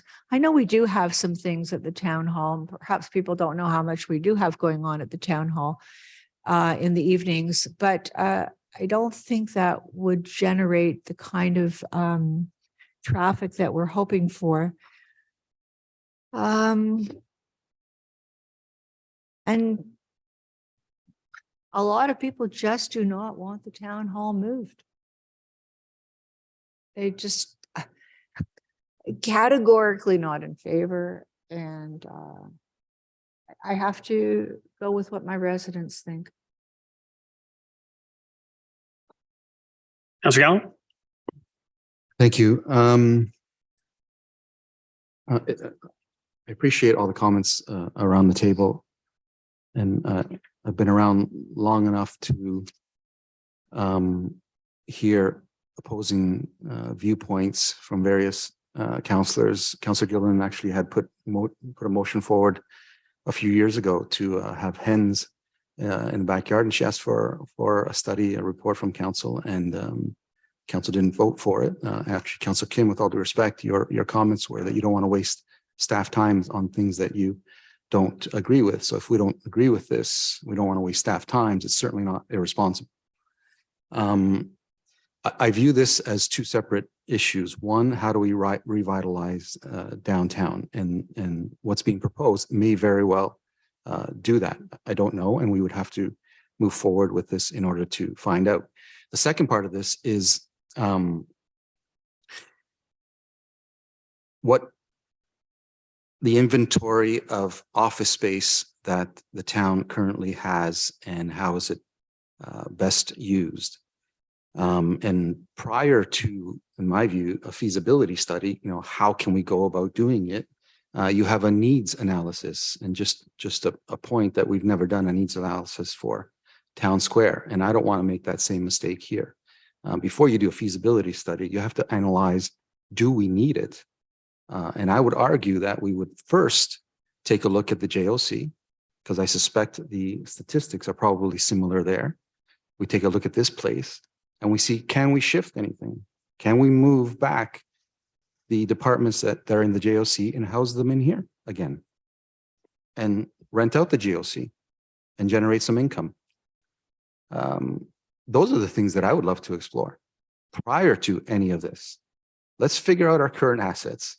Let's figure out how we can best use them in this environment. And then perhaps we can move into this area. If we find, yeah, that doesn't work, we need to find different ways of doing this. But two things. Number one, you do an analysis, a needs analysis, whether or not we need this. And the second thing, you take a good look at our current assets and see how we can best use them. That's my view of this. Councillor Kim, second time. Thank you. And if I've made a mistake in judgment or had a certain perspective in the past, I was always been the first to admit that. So I think I was narrow-minded in the chicken motion. So if Councillor Gilliland wants to bring that back, I'd certainly be in favor, because I do recognize that that may have been a mistake on my part. Any other comments or questions? Call the vote.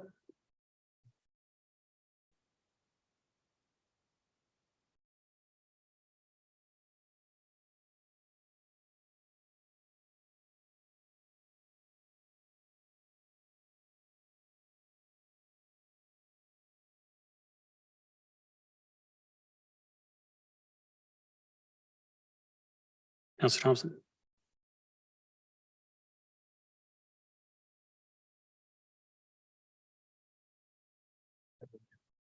Councillor Thompson's yes.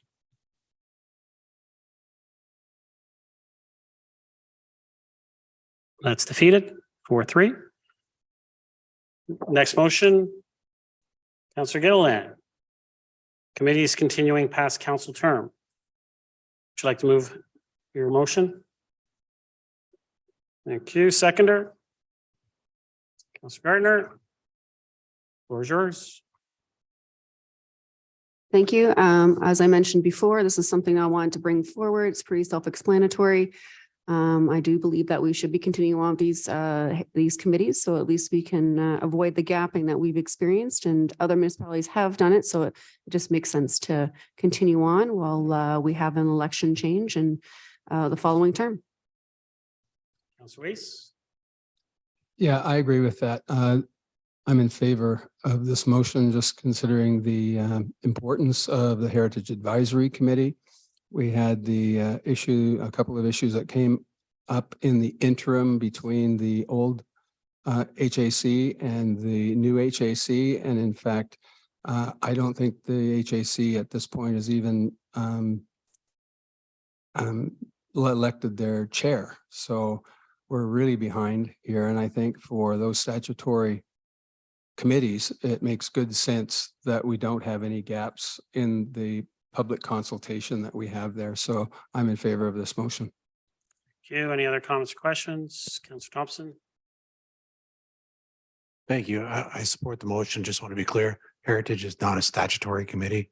Legislation says a municipality may establish one, still a choice, but it is a good one to have. Absolutely. Any other comments or questions? Councillor Gilliland. Oh, Councillor Kim first time. I have no qualms with the motion. If it's decision of council to want to extend this for the whole term, I'm fine with that. In terms of the gapping, gapping can be resolved just by having the canvassing residents earlier, electing the new committees members earlier. There are ways to go about the gapping issues. So I'm just wondering why not choose the other remedies as opposed to going the full 4 years. Through you, Mr. Mayor, to Councillor Gilliland. Do you want Councillor Gilliland to answer that, or do you want? It's Councillor Gilliland's motion, isn't it? Yes. Okay, Councillor Gilliland. Is this on? Thank you. This seems to be the cleanest way in order to continue on with the current committee who's already educated and involved, and we want people to feel like they do have a voice on the committee and can continue on. Other communities have done it for that reason. I did want to kind of state as well, that's one of the few communities that, you know, when you have a designated heritage conservation district area, you know, and we do choose to enact a heritage committee, that they shall be reported to and for comment. And that's what kind of sets us apart. And not all communities have a heritage conservation district area. And I just think this adds a very clean and simple way to continue on. Councillor? Yeah, no, that's all. Thank you. Any other comments, questions?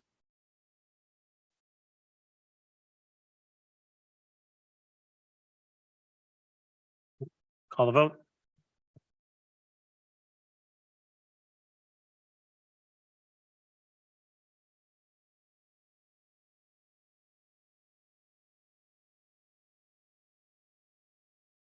Mr. Thompson. And do it again. Sometimes when you do it twice, it works. There's some issues with it today, I think.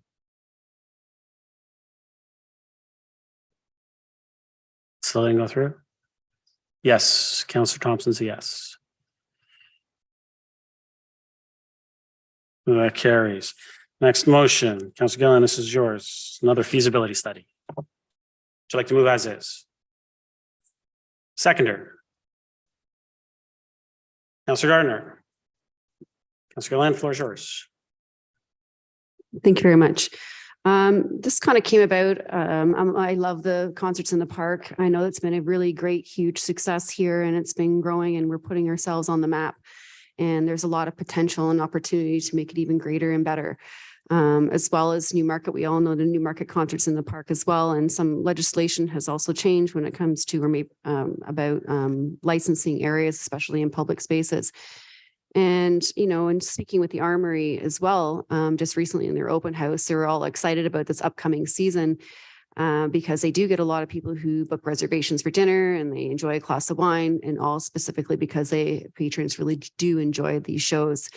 I do see a lot of great potential, especially the connectivity, as we want to increase programming, whether it be in Town Park, connecting the town square. So why not give these same opportunities for other vendors to also showcase their fine cuisines, whether it be pop-up food or food trucks or whatnot. And, you know, I did have this conversation with staff, and, you know, there was a lot of moving parts to it, which is why my motion was written the way it was. And I think all my council members agreeing to put this on, because part of that was, let's pilot the last 2 months in August to see, you know, licensing the show, the concerts for those 2 dates, and see if that's something that we want to move forward with.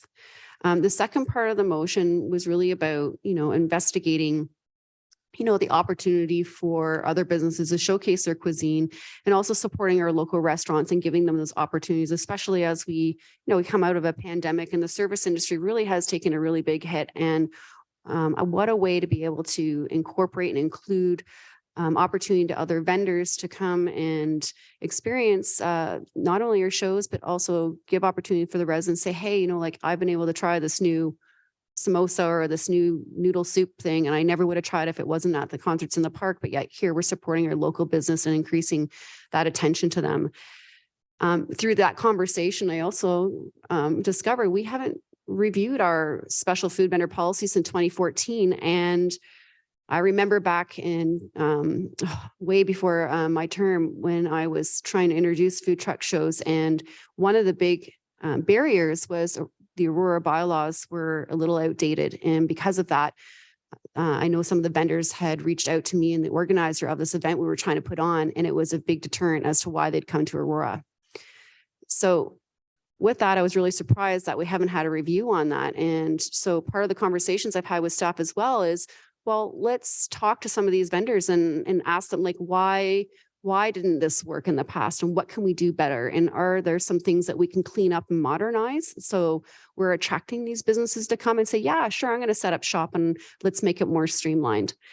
Obviously, with that, we want to follow the York Region Public Health and those guidelines as well. I mean, that's definitely important, but maybe there's some duplication in there that we can, streamline. So it's a little bit more cost effective as well as more streamlined for these vendors and allow those opportunities to happen. I don't want to eliminate that opportunity. I've heard from people like, hey, this is great. And, I wish there was like some more people, we can try some more food and buy stuff. I know I have a hard time if I want to get a reservation at the Armory, it's booked up pretty fast. So why can the other people that are there not experience that same vibe? They do it in Newmarket and it's very successful, other communities. And this just gives us an opportunity to establish a plan and look into like what we can do. And that is for next year, 2024. And staff wanted that time in order to see what we can do to bring to the table. So I'll leave it at that. I know I'm rambling on, but I find it exciting and I've felt a little buzz from the community about this. And, hopefully this will give us a little bit more data and information about, how we can do this moving forward. Councillor Ken. Thank you, Mr. Mayor.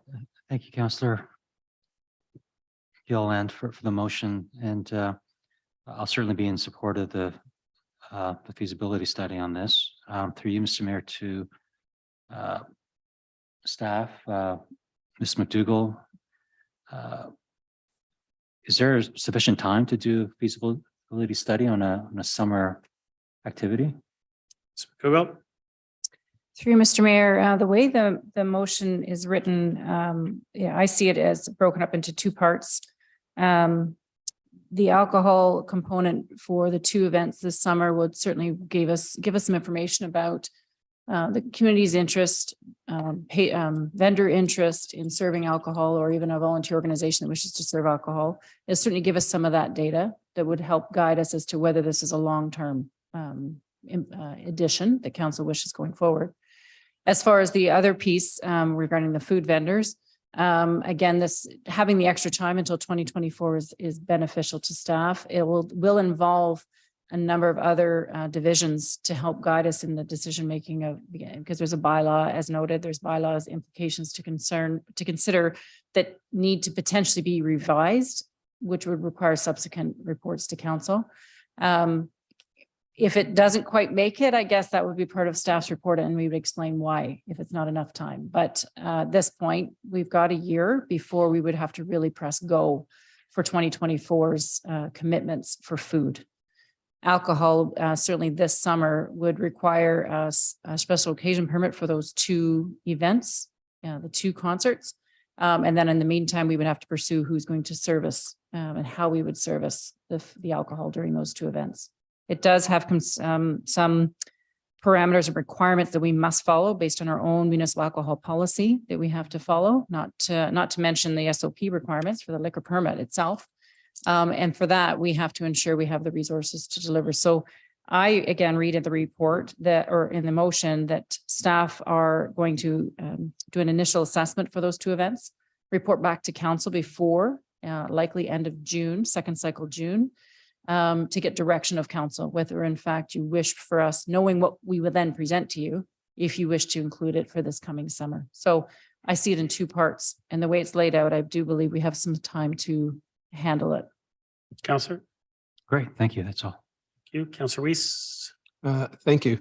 And I know this is what Ms. McDougall will do, but because this is in my ward and it's actually my neighborhood, I want to just encourage you, of course, to talk to the Town Park Area Resident Ratepayers Association and include them in there, because many of them are at or around Town Park area, and I think they would want to be included in your study. So that's all I have to say about that. I'm in favor of the motion.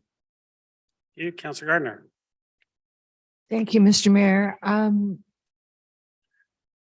wasn't sure about the motion, but I'm thinking of it. I'm thinking about it. I think the pilot project is a good idea. It will give us a feel for what the residents want. And I definitely like the second part of the motion. It has been a long time since we've looked at that area. But the question, when we have events involving alcohol in the town park, we've had to have a fenced off area. Ms. McDougall? Through Mr. Mayor, yes, that is part of our own municipal alcohol policy requirement to have a fence.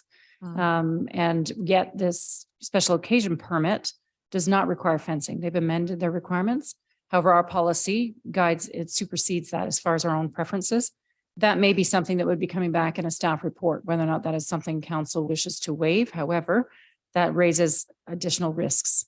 Council, we have to be prepared and be comfortable that alcohol is not leaving the premises without a fence. And that could be challenging based on the type of site we have. It's likely a fence would stay. Sorry. So, so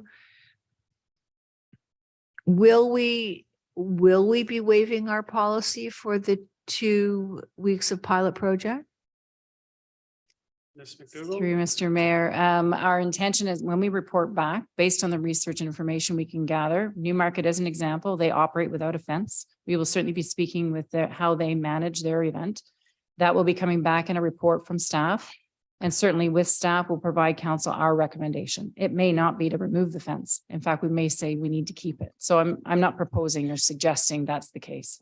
We will be reporting back to council before we actually proceed and add alcohol to the last 2 events. You'll get another opportunity to provide me feedback whether you want it or not. This is just to give you some additional information in preparation for those 2 events. Councillor? Thank you. In the preamble to the motion, there is the word equitable is used. And it's lovely that some people can enjoy sitting at the Armory and having a drink, but you know, a lot of people can't. So it would be nice if it was an equitable policy. Thank you. Councillor Thompson? Thank you.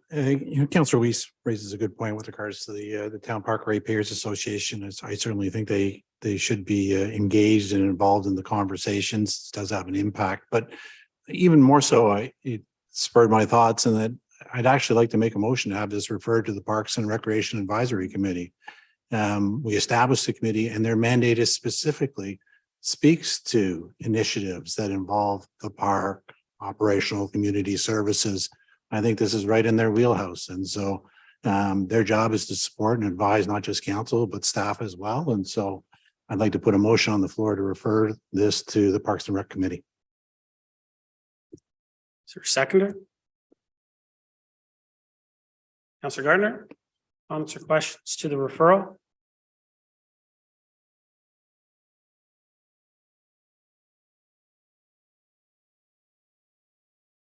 Councillor Gardner? And when the committee's meeting?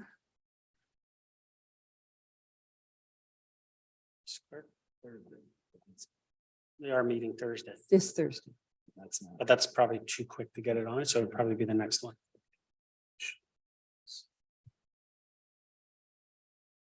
June 15th. June 15th. Well, you know, we've this has come up before with other issues. I don't think that having a meeting in June for the Parks and Rec Committee, the middle of June, and then it comes to council. It really ties staff's hands to get this organized. So, Ms. McDougall, when were you intending on bringing it to council? The moment, thank you through Mr. Mayor, the moment we were looking at potentially June 20th GC, which would only be a few days later from the PRAC committee.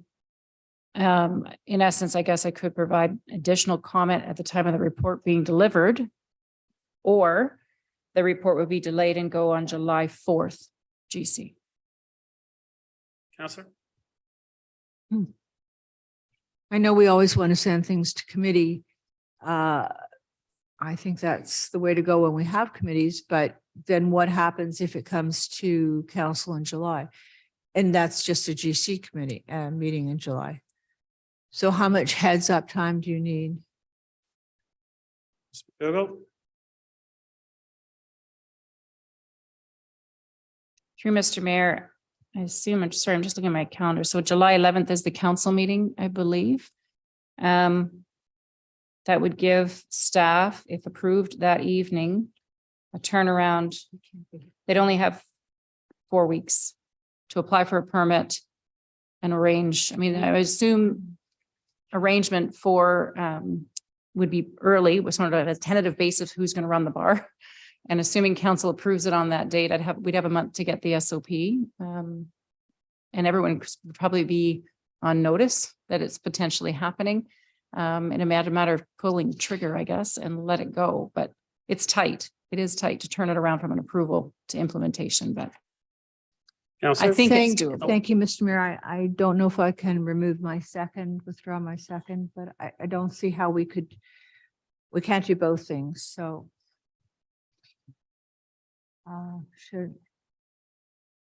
Is that an amendment from Councillor Thompson to go to the? It's a referral. It's a referral. So we have to It's vote on the technically referral. But I can, We have to vote on the Okay. referral. Okay. Councillor Gallo? Thank you. I don't see a problem with doing both. As Ms. McDougall said, there's a Parks and Rec committee a few days before she would have presented to us anyway. So put her on that agenda. Don't change what we're doing. And if there's anything additional that comes out of that committee, I'm sure within a few days, she can either verbally at the meeting let us know, or put something in writing. So we can certainly do both. It's a good idea, and I think it should go there. And I think we can do both. We don't have to only do this. We can do both. Thank you, Councillor. Councillor Thompson? Just to add, I mean, the council meeting is June 27th. So regardless of what the GC report would be, it wouldn't be ratified till the 27th anyway. It provides an opportunity for community groups, Parks and Rec, to provide commentary. We've done it before where a memorandum is brought forward or the minutes from the meeting are brought forward at the council meeting itself, if there's not enough time between the Parks and Rec meeting on the 15th and GC on the 20th. But whether it's the council on the 27th or the subsequent council meeting on July 11th, you know, it's still a tight timeline, whether it's 4 weeks or 6 weeks. But I just think, you know, we established these committees for these purposes, and here's a perfect opportunity. And so let's see if we can make it work. Councillor Weiss? Yeah, thank you. Parks and Rec is supposed to meet this Thursday on a rescheduled meeting from last Thursday. So provided that the agenda item can be added to that meeting, I have no problem with putting it on the agenda and gathering comments from the people on that committee that I can forward to Ms. McDougall. But if what we're asking for is a report from Mrs. McDougall so that we have to have all the information in front of us, then I think we're going to be cutting it a little short. But I'm on side with having it go to Parks and Recreation. I'm just concerned about the timing. And through you, perhaps, Mayor, to Ms. McDougall, is there any information that she would like, or a report back from Parks and Recreation in the immediate future to move forward, or is it going to have to come to council before, or GC before that? McDougall? Through you, Mr. Mayor, no, I would not be bringing an additional report to council before we go to PRAC, but I would, there's a lot to be, and I'm not the only one involved in this decision of recommendation for an alcohol to a park. I would need and want time to ask the other divisions that are involved in that to consolidate at least a report or memo to present to the PRAC committee to know, so they know what's more on the table and versus just adding alcohol. Like, they have to understand what is involved in doing so and the parameters we have to put in place to mitigate risk and so on. So tabling it would be difficult as a verbal, because I don't think I'd be able to give you everything you need to just walk that on. Councillor? Thanks, I understand. Thank you. Councillor Gilliland? Thank you. Well, I appreciate the intent here. At the end of the day, you know, when we often say this, when we put motions forward and we want to move something forward, it's council's discretion on what they want to do and what they want to see with their visions. And either we can go through the red tape and we can hold something like this up. It's either we decide we want it, we think it's a good idea, we want to go through with this, we want to do this pilot. The whole point of putting this on the agenda today was because I had those conversations with staff and special events. And special events, by the way, they're the big moving parts of this component. And they're the ones that it said that, you know what, having this pilot this August would be a good indicator of the data that we can collect to further understand what we would do moving forward. And as it says in the beginning, this is a feasibility report. It's going to come back. At that point, if there's any discomfort, in that point, we can go back to the Parks and Rec if that's really what we want to keep doing. But I do recall we had Saturday Night Fever event, and I don't recall anybody being consulting about that. And I do recall that that was a budget line item that we all seemed to approve, but we didn't have a budget sheet about that either. So it's all that we want to have this event, we want to increase our events, we want to have some sort of investigation on this, or we don't. I think we're capable of making that decision. The second part of that is for 2024, plenty of time for 2024 for it to go to Parks and Rec and have that conversation. Currently, right now, what this motion is asking to do is have a report come back about the opportunity of having 2 dates in the end of August to see if we would like to be able to license that. There will be some consultation that is done. That's already been evident if I had this conversation. The second part of that, plenty of time for consultation with Parks and Rec. I hope my councillor members will agree that at this stage, it's too preliminary. And I'm not going to be in support of this motion to refer. Any other comments, questions on the referral? Call the vote.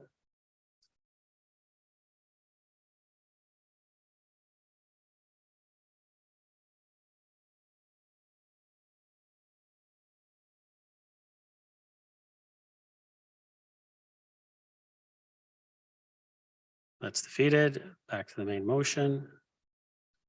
Councillor Thompson, you have the floor. Nope, that's it. That's it. Any other comments or questions?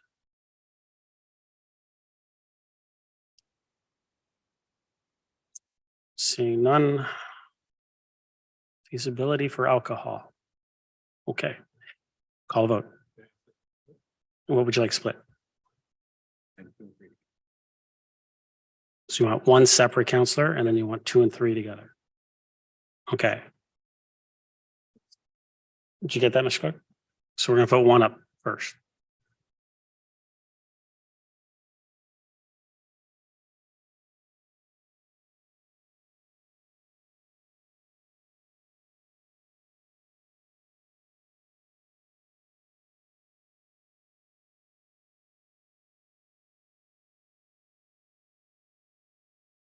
We're voting on one.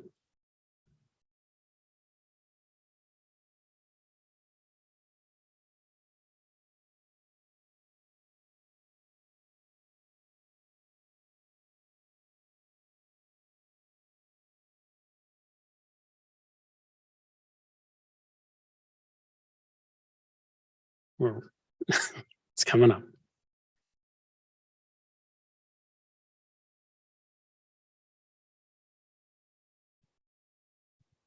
Oh, there we are.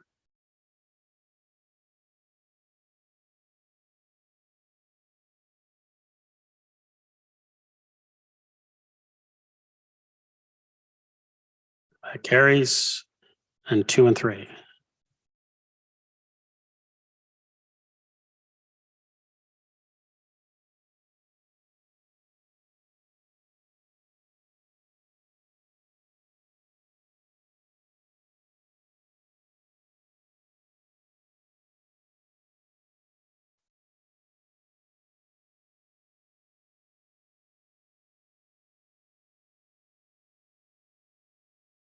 And that carries.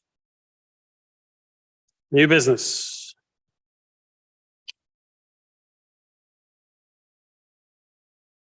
Councillor Kevin. Councillor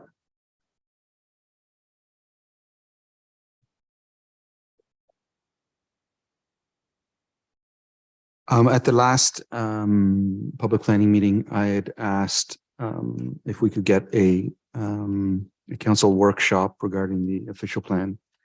And I'm just wondering whether that is being scheduled. Mr. Romano. Through you, Mr. Mayor, yes, we are working on trying to find some times for the workshop. Councillor? Do we have a sense of when? Mr. Romero? Through you, Mr. Mayor, again, I think we can probably schedule it over the next month. Again, I'll work with the clerk to find an appropriate time. Thank you. That's it.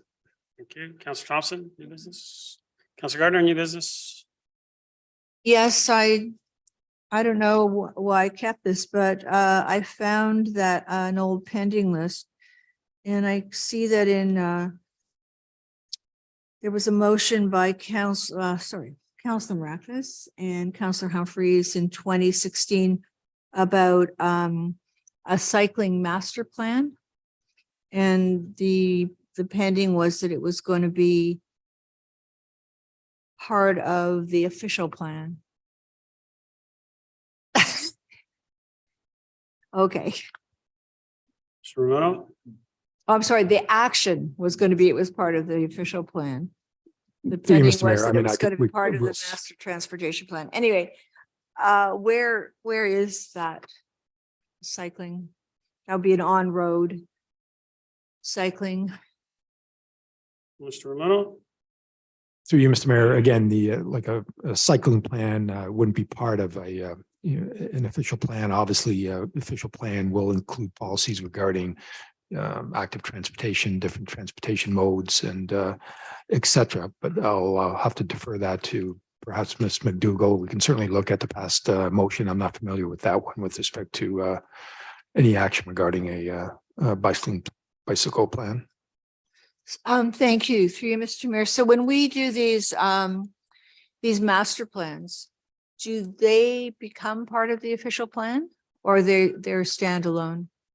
Mr. Romero? Through Mr. Mayor, no, they're all standalone. I get they inform one another. It's no different than our master transportation plan that stands on its own. We're working on our first active transportation and transportation plan as well. We have our master parks plan, trails plan, but they all do inform the other documents. But again, we're in the middle of our official plan update. I'm not sure, I'll be honest, I'm not sure where that bicycling master plan or action plan would sit, whether it be part of our Parks and Rec plan or perhaps part of our master transportation plan, or probably, most likely it would fit more, be suited more to the active transportation plan. So it's something we can definitely I'll look into. Councillor? Thank you. This is not exactly new business, Mr. Mayor, but it's important. I think some of us have seen the air cadets in their uniforms trying to raise money. Yes. So and you get a little tag, but and they're young kids, and I'm suggesting that everybody give them something. And also there's a fantastic exhibit upstairs on the second floor called Illusions of Separation by Samir Hijazi. I don't know if it's online. It's brought by the Cultural Center, but it's very interesting and unusual. So try and see it. Thank you. Councillor Allan, new business?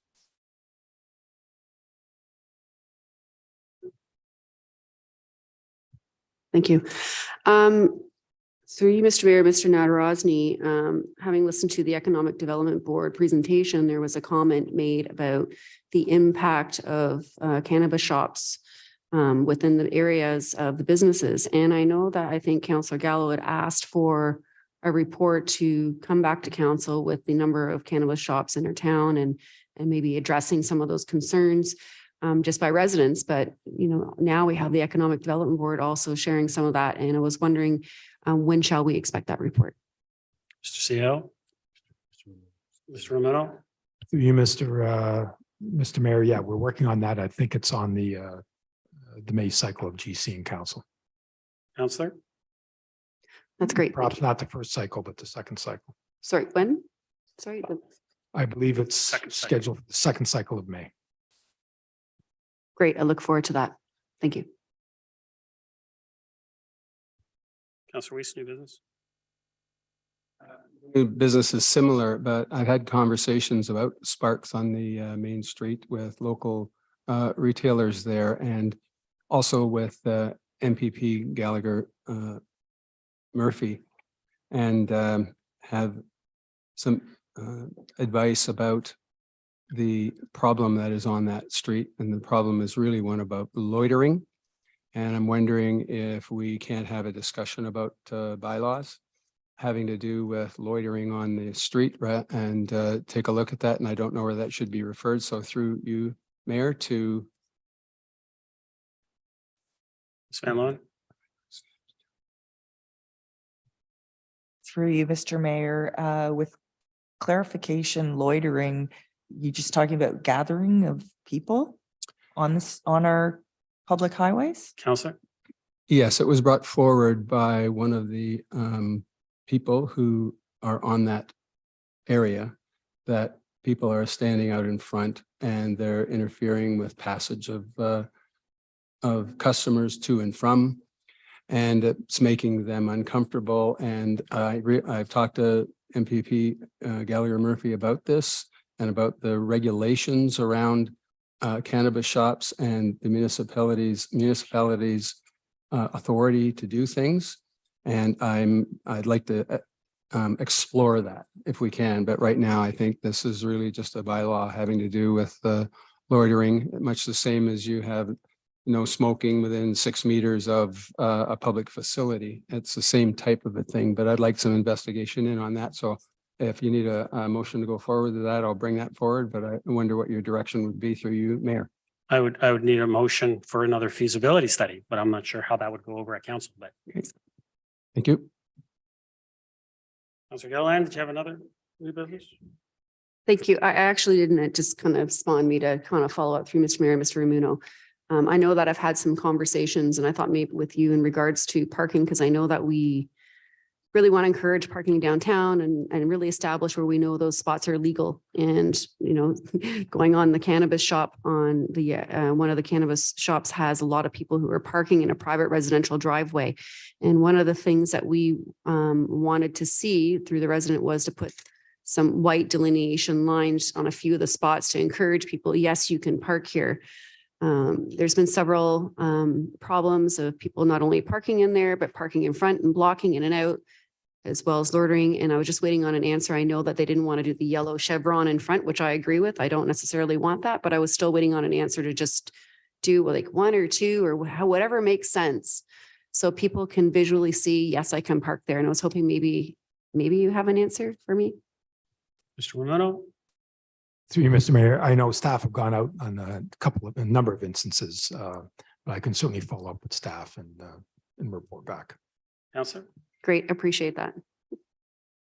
Thank you. Council, just to update all of you as well as our residents, the region as well as myself, we've all been working with Metrolinx in regards to our level crossings. Metrolinx is planning on installing pedestrian safety enhancements at our level crossings, which include Engelhard as well. Now, before everyone gets excited, that does not change the liability aspect of that they're providing pedestrian safety installations, which is good because it does provide that extra safety for residents as they walk in those areas and pass the crossings. So they are going to be doing that, and that's going to be at their cost. They've decided to move forward with that. They're planning on that, and it will be done by the year end. And that's their plan at this moment in time. So as more information becomes available, I will get it all to you to make sure that we're all understanding of their timelines. But as far as we know at this point, they're looking at finishing the installations by year end. Okay. Councillor Weiss. Excited about something and you turned away from me. I was getting excited about something and I wanted to hear what that was about. Well, in regards to whistle cessation, right? The liability would still remain with the town if we were to ask them to remove the whistle, even though they're putting the safety measures in place. Okay.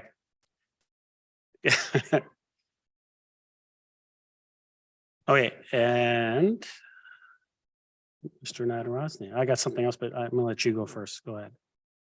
Yeah, you go first. Thank you, Mr. Mayor. Tonight, I want to take this opportunity to recognize a long-serving member of Team Aurora, Tasha Van Leeuwen, the Director of Corporate Services, as this will be her last council meeting as she retires on Friday. Tasha started her municipal career in the city of Scarborough in 1989 as a building and regulations specialist. And she progressed through a number of roles in Scarborough and ultimately the amalgamated city of Toronto. Before she came to Aurora in 2006 as the Director of Building Administration, which was later updated to the Director of Building and Bylaw Services. I've worked with Tasha since I arrived in 2016, and it's indeed very appropriate that the Gold Excellence Canada Award was presented tonight. As I think one of the very first things that Tasha updated me on was our pursuit of Excellence Canada designation, which had sort of stalled a little bit at the time, and she was anxious to get it back on the agenda, and here we are tonight receiving the gold certification. So, but she's always been a champion of innovation and excellence in our organization since the day I've been here. In May of 2016, she actually accepted a new challenge as the Director of Corporate Services, and in that role, she's also been the champion of many innovative initiatives over those years. So, Mr. Mayor, on behalf of the executive leadership team and the organization, I want to thank Tasha for her commitment and dedication to the town of Aurora. And I also want to wish her the very best in her well-deserved retirement years. Thank you, Tasha. Thank you.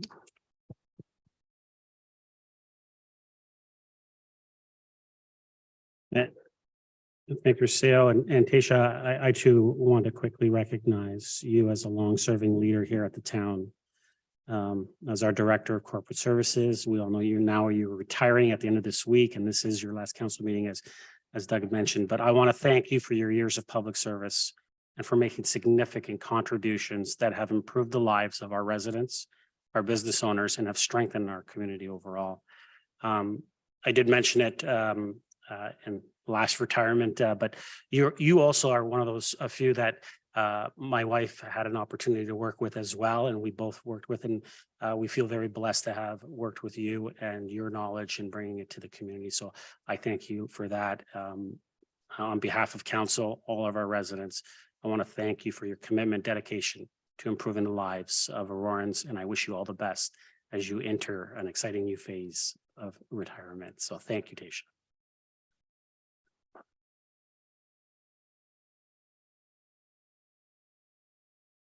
Councillor Gardner, do you have something? I asked Ms. Van Leeuwen to boast, but I believe you were the first woman in many different things that you did. Maybe just give us a couple. Ms. Van Leeuwen?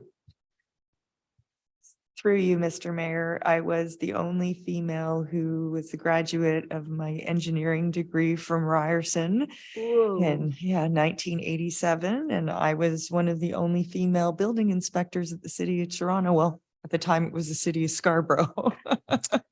Yes, so as I mentioned to you earlier today, my plan is my retirement is to do some volunteer work for Girls Inc., which is,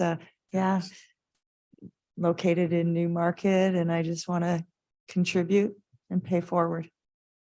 Thank you. Sounds like a great plan. Councillor Gallo? Thank you. And I also wanted to personally thank you for the years that we've spent together around this table. And as I said to Mr. Downey, we didn't always agree, but I always respected your position and your perspective in all of your roles. And you've helped me out on many occasions to get me on track and better understand the decisions that I'm making. So I want to really, from the bottom of my heart, thank you. Ms. Van Leeuwen, do you want to?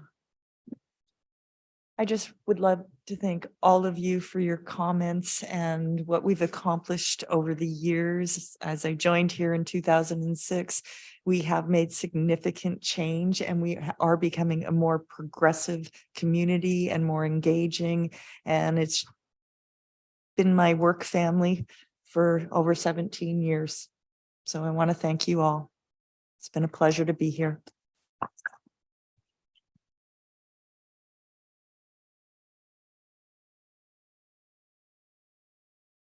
Council, bylaws. Someone like to move that? Councillor Gallo, you have something? Just, I have a question on bylaw 12.1. Well, two. First, do we have a pending list for closed session items? The reason I ask is my second question, that in this particular one, I recall specifically asking for a report after all of these parcels were completed. And I don't think we ever got that. Mr. Serio? Thank you. Through you, Mr. Mayor. I can't answer about the closed session pending list. That would be the clerk, but I can tell you that this transaction hasn't closed yet. The closing date is for 3 weeks from now. So that's why you wouldn't have received a report. Councillor? Okay, so the intent is after the closing that we will receive a report on all of these. I'm gonna stop this just for 1 sec because I know the clerk's gonna yell at me if I don't have a motion on the floor actually, and I'm having conversation. So I just need someone to move in second it. I'll move it, sorry. Thank you, Councillor Gallo. Seconder? Councillor Thompson? Yeah. Yeah, all of them. Yeah. And then if we need to split them, we can split them. That's fine. Councillor Gallo, go ahead. Sorry. Oh, I think the clerk on the pending list, and my question is, Mr. Sarah. will we be getting a report? You were after just all about this? to answer, I think. Yeah. So go ahead. Through you, Mr. Mayor, if you ask for a report, then yes, we will be giving you a report. Councillor? I did ask for a report. And the pending list. It would have been on the pending list. We don't. Through you, Mr. Mayor, we don't keep a specific pending list for closed session. Generally, we don't have to report back in closed session. And when we do, it's usually a week or two later, but we'll certainly look into this. Councillor? I think if you review the tape, I took notes and I specifically asked just to conclude all of this and give council a sense of how did we do? There was some figures involved and I think we would all benefit from understanding how it ended up once it's done. It's a good thing we record them.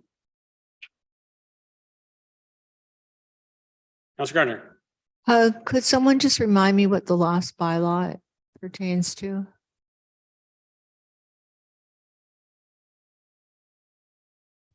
Mr. Romano? That Shining Hill? Through you, Mr. Mayor, yes, those two bylaws, 12.3 and 12.4, the implementing OPA and zoning bylaw amendment for the Shining Hill development that was approved by council back in March. Councillor, would you like me to pull those separately? Yes, please. Thank you. So we're going to do 12.1 and 12.2, and then we're going to do 12.3 and 12.4. Thank you, Mr. Mayor. Okay? Oh, Councillor Gallo? Sorry, that just led to another question. We had a revised agenda and it wasn't just adding the delegations. There was something new to, I don't know if it was one of the bylaws, it was It's something the more. one with the asterisk right beside it. So can we identify what the change was or what the error or why? Mr. Romano? Yeah, through you, Mr. Mayor, it was just a minor mapping change that staff had caught in between the two drafts, and I don't have the original here in front of me. To point out the change, but again, it was just a mapping change that staff had caught at the last minute. Councillor? Okay, so we're doing 12.1 and 12.2 first.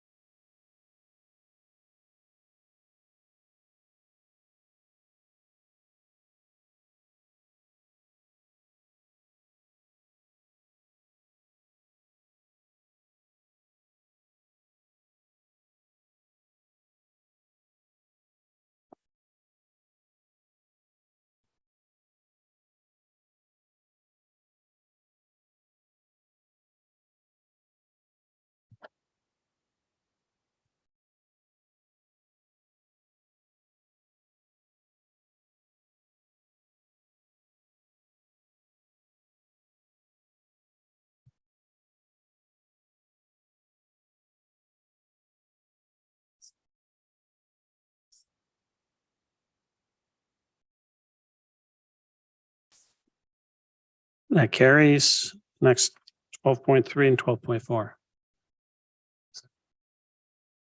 What's that? No, those two can be together. Yeah. They're both about the same, so.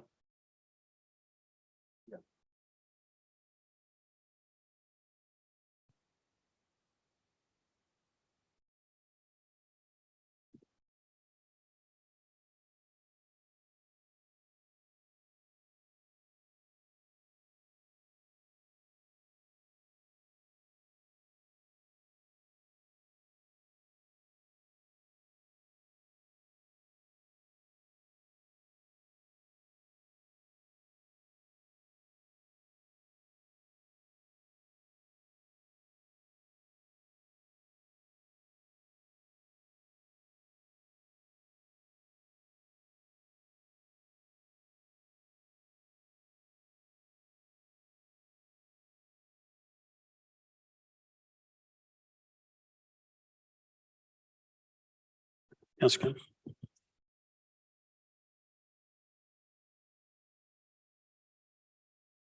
That carries. Confirming by law.